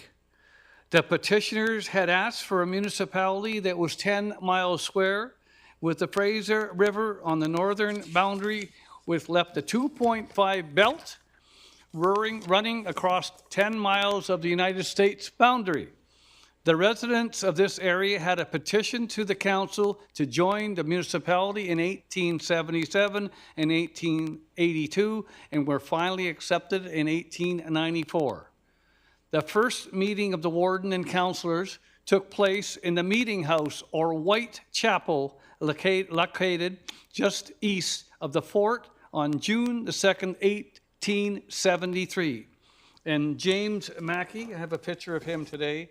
James Mackey was the very first elected warden. Terms were a year, and Mackey was re-elected in 1874 and 1875. Early councillors, even today, were concerned with building roadways to create easier ways for people to travel by horse and buggy and to get goods to market. This was generally done by getting items to the wharf in Fort Langley, but there were other landings along the Fraser too. But there was no rail service at that time, and the boats were the most reliable mode of transportation. Of course, horse and buggies at the time as well. The second thing I wanted to point out is a proclamation. Fort Langley was first established by the Hudson Bay Company in HBC on the banks of the Fraser River at what is now Derby in 1827. It had moved to current location in 1839. It burned down almost immediately and was reconstructed in 1840. It was here that Douglas read out the proclamation that created the mainland colony of British Columbia on November the 19th, 1858. But technically, the colony would have been created by bureaucrats in London.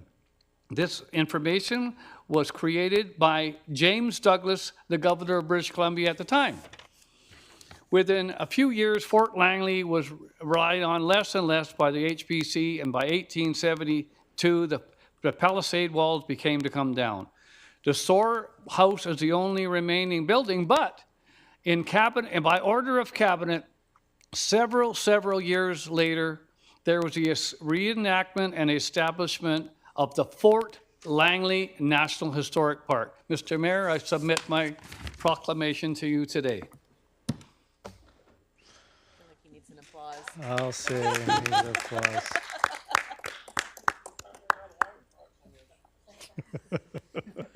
Only that one.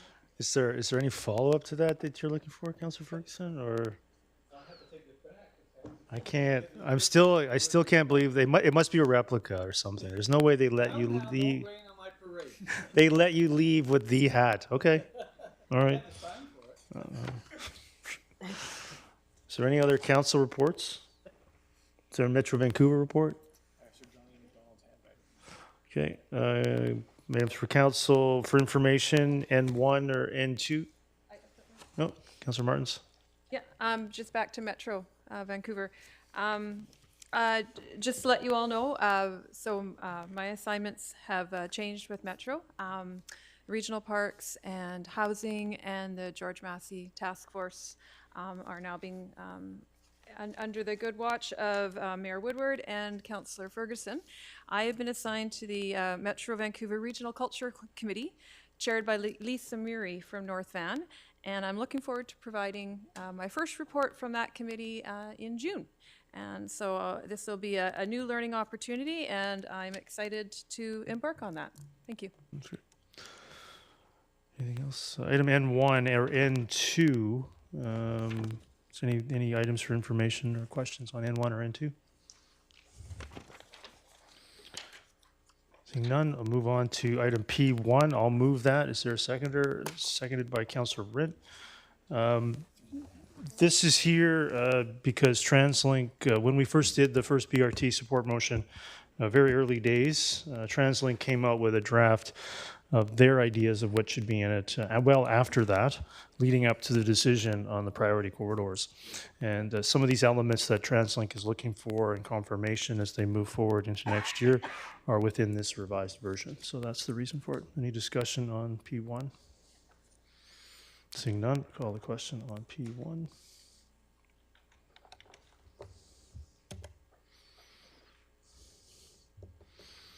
That carries unanimously. Item P2, Councillor Ferguson. I would so move, Mr. Mayor. Is there a seconder? Seconded by Councillor Martins. Councillor Ferguson, go ahead. Well, we received it's in the, whereas a request from a Troy Obrametis on behalf of All Nations Outreach.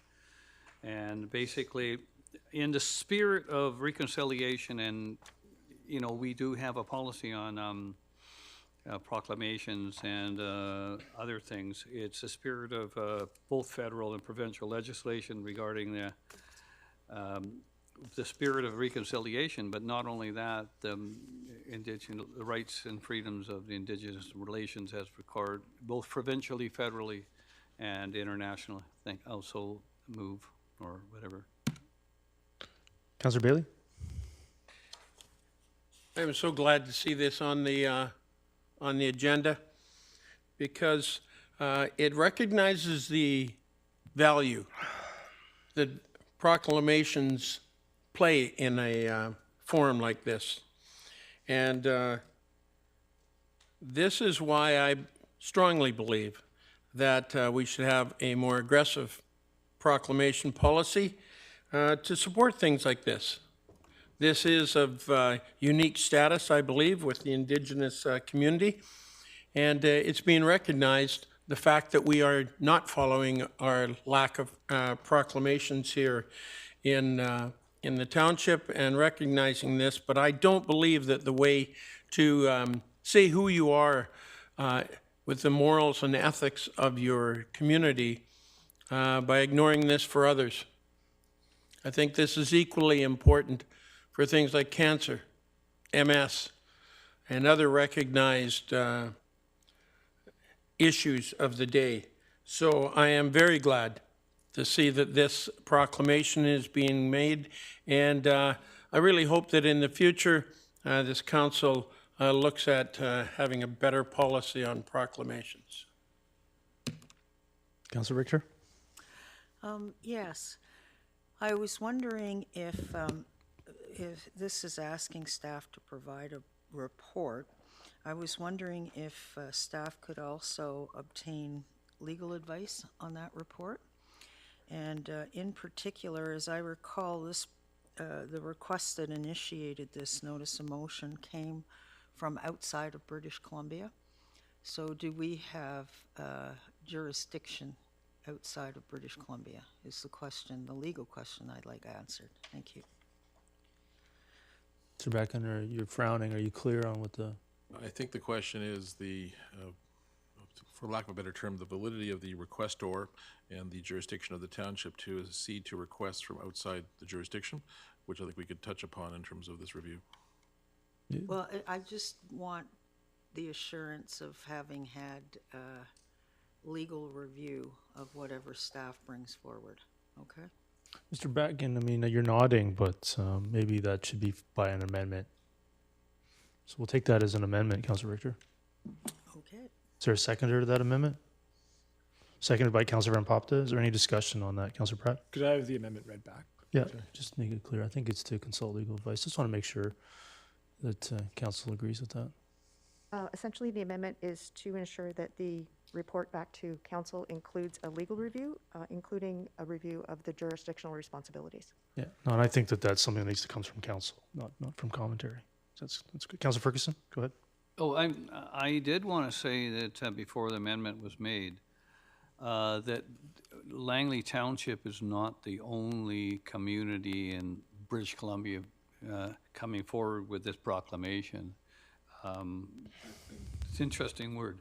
I understand Surrey and a few others have made a similar, and that's something that we provided to staff, and staff can look at that as well. And if there's a need, but I don't think there is, to review it legally and spend money. We were worried about money a few minutes ago, so I don't think there's a need for that. But we aren't the only ones, and the staff can look at others before, because we haven't made the proclamation yet. We're asking a report, and then we can decide accordingly. So I'm not going to support at this point in time. If in future we need a legal, I think that'll come up in the report. Thank you. Thank you. Councilor Richter? Yeah, there was just something recently in the news about communities making a proclamation on a certain event that ended up being in violation of UN standards. So I think before we adopt a policy around this, we should get legal review on it, just to make sure we don't fall into any undesired or inappropriate situations. Thank you. Seeing no discussion, I'll call the question on that amendment.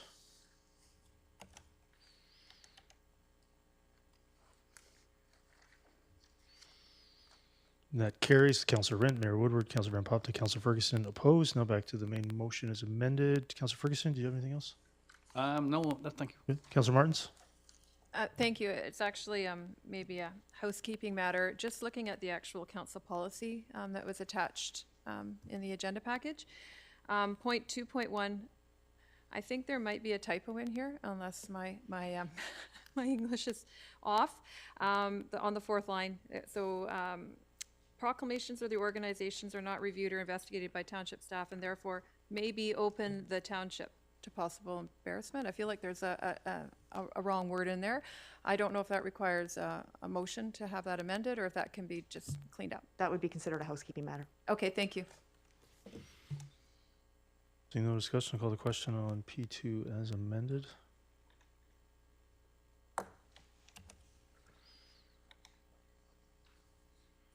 That carries unanimously. Is there any other business?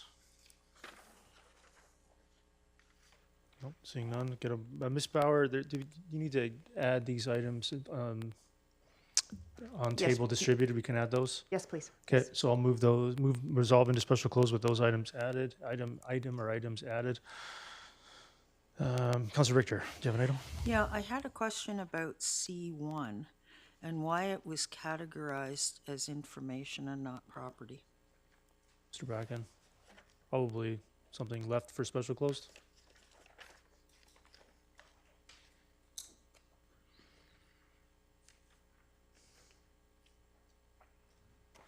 Your worship, it could fall under several categories: personal information, property matters, read the two that come to mind.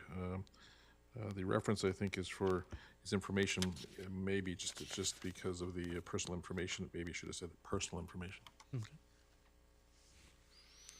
Councilor Ferguson? Oh, I have one under motion resolved and closed. Okay, would you have a, It was a A1 consideration? you're adding an item? Yeah. Or you're adding an item, you're adding a consideration item? Yes. Okay. Councilor Van Popta? Yeah, just for clarity, if I want an item that I think should be in open and it's in special close, what's the process on that? Mr. Bracken, I guess we can discuss that in closed, Okay. be the process for that. Generally, your worship, to be cautious unless it's something on the face of it that is so obvious it can be discussed out here. There was multiple members of council that asked that question, so I think we'll get an explanation, and if it's not satisfactory, council can move it to the open. That's correct, yeah.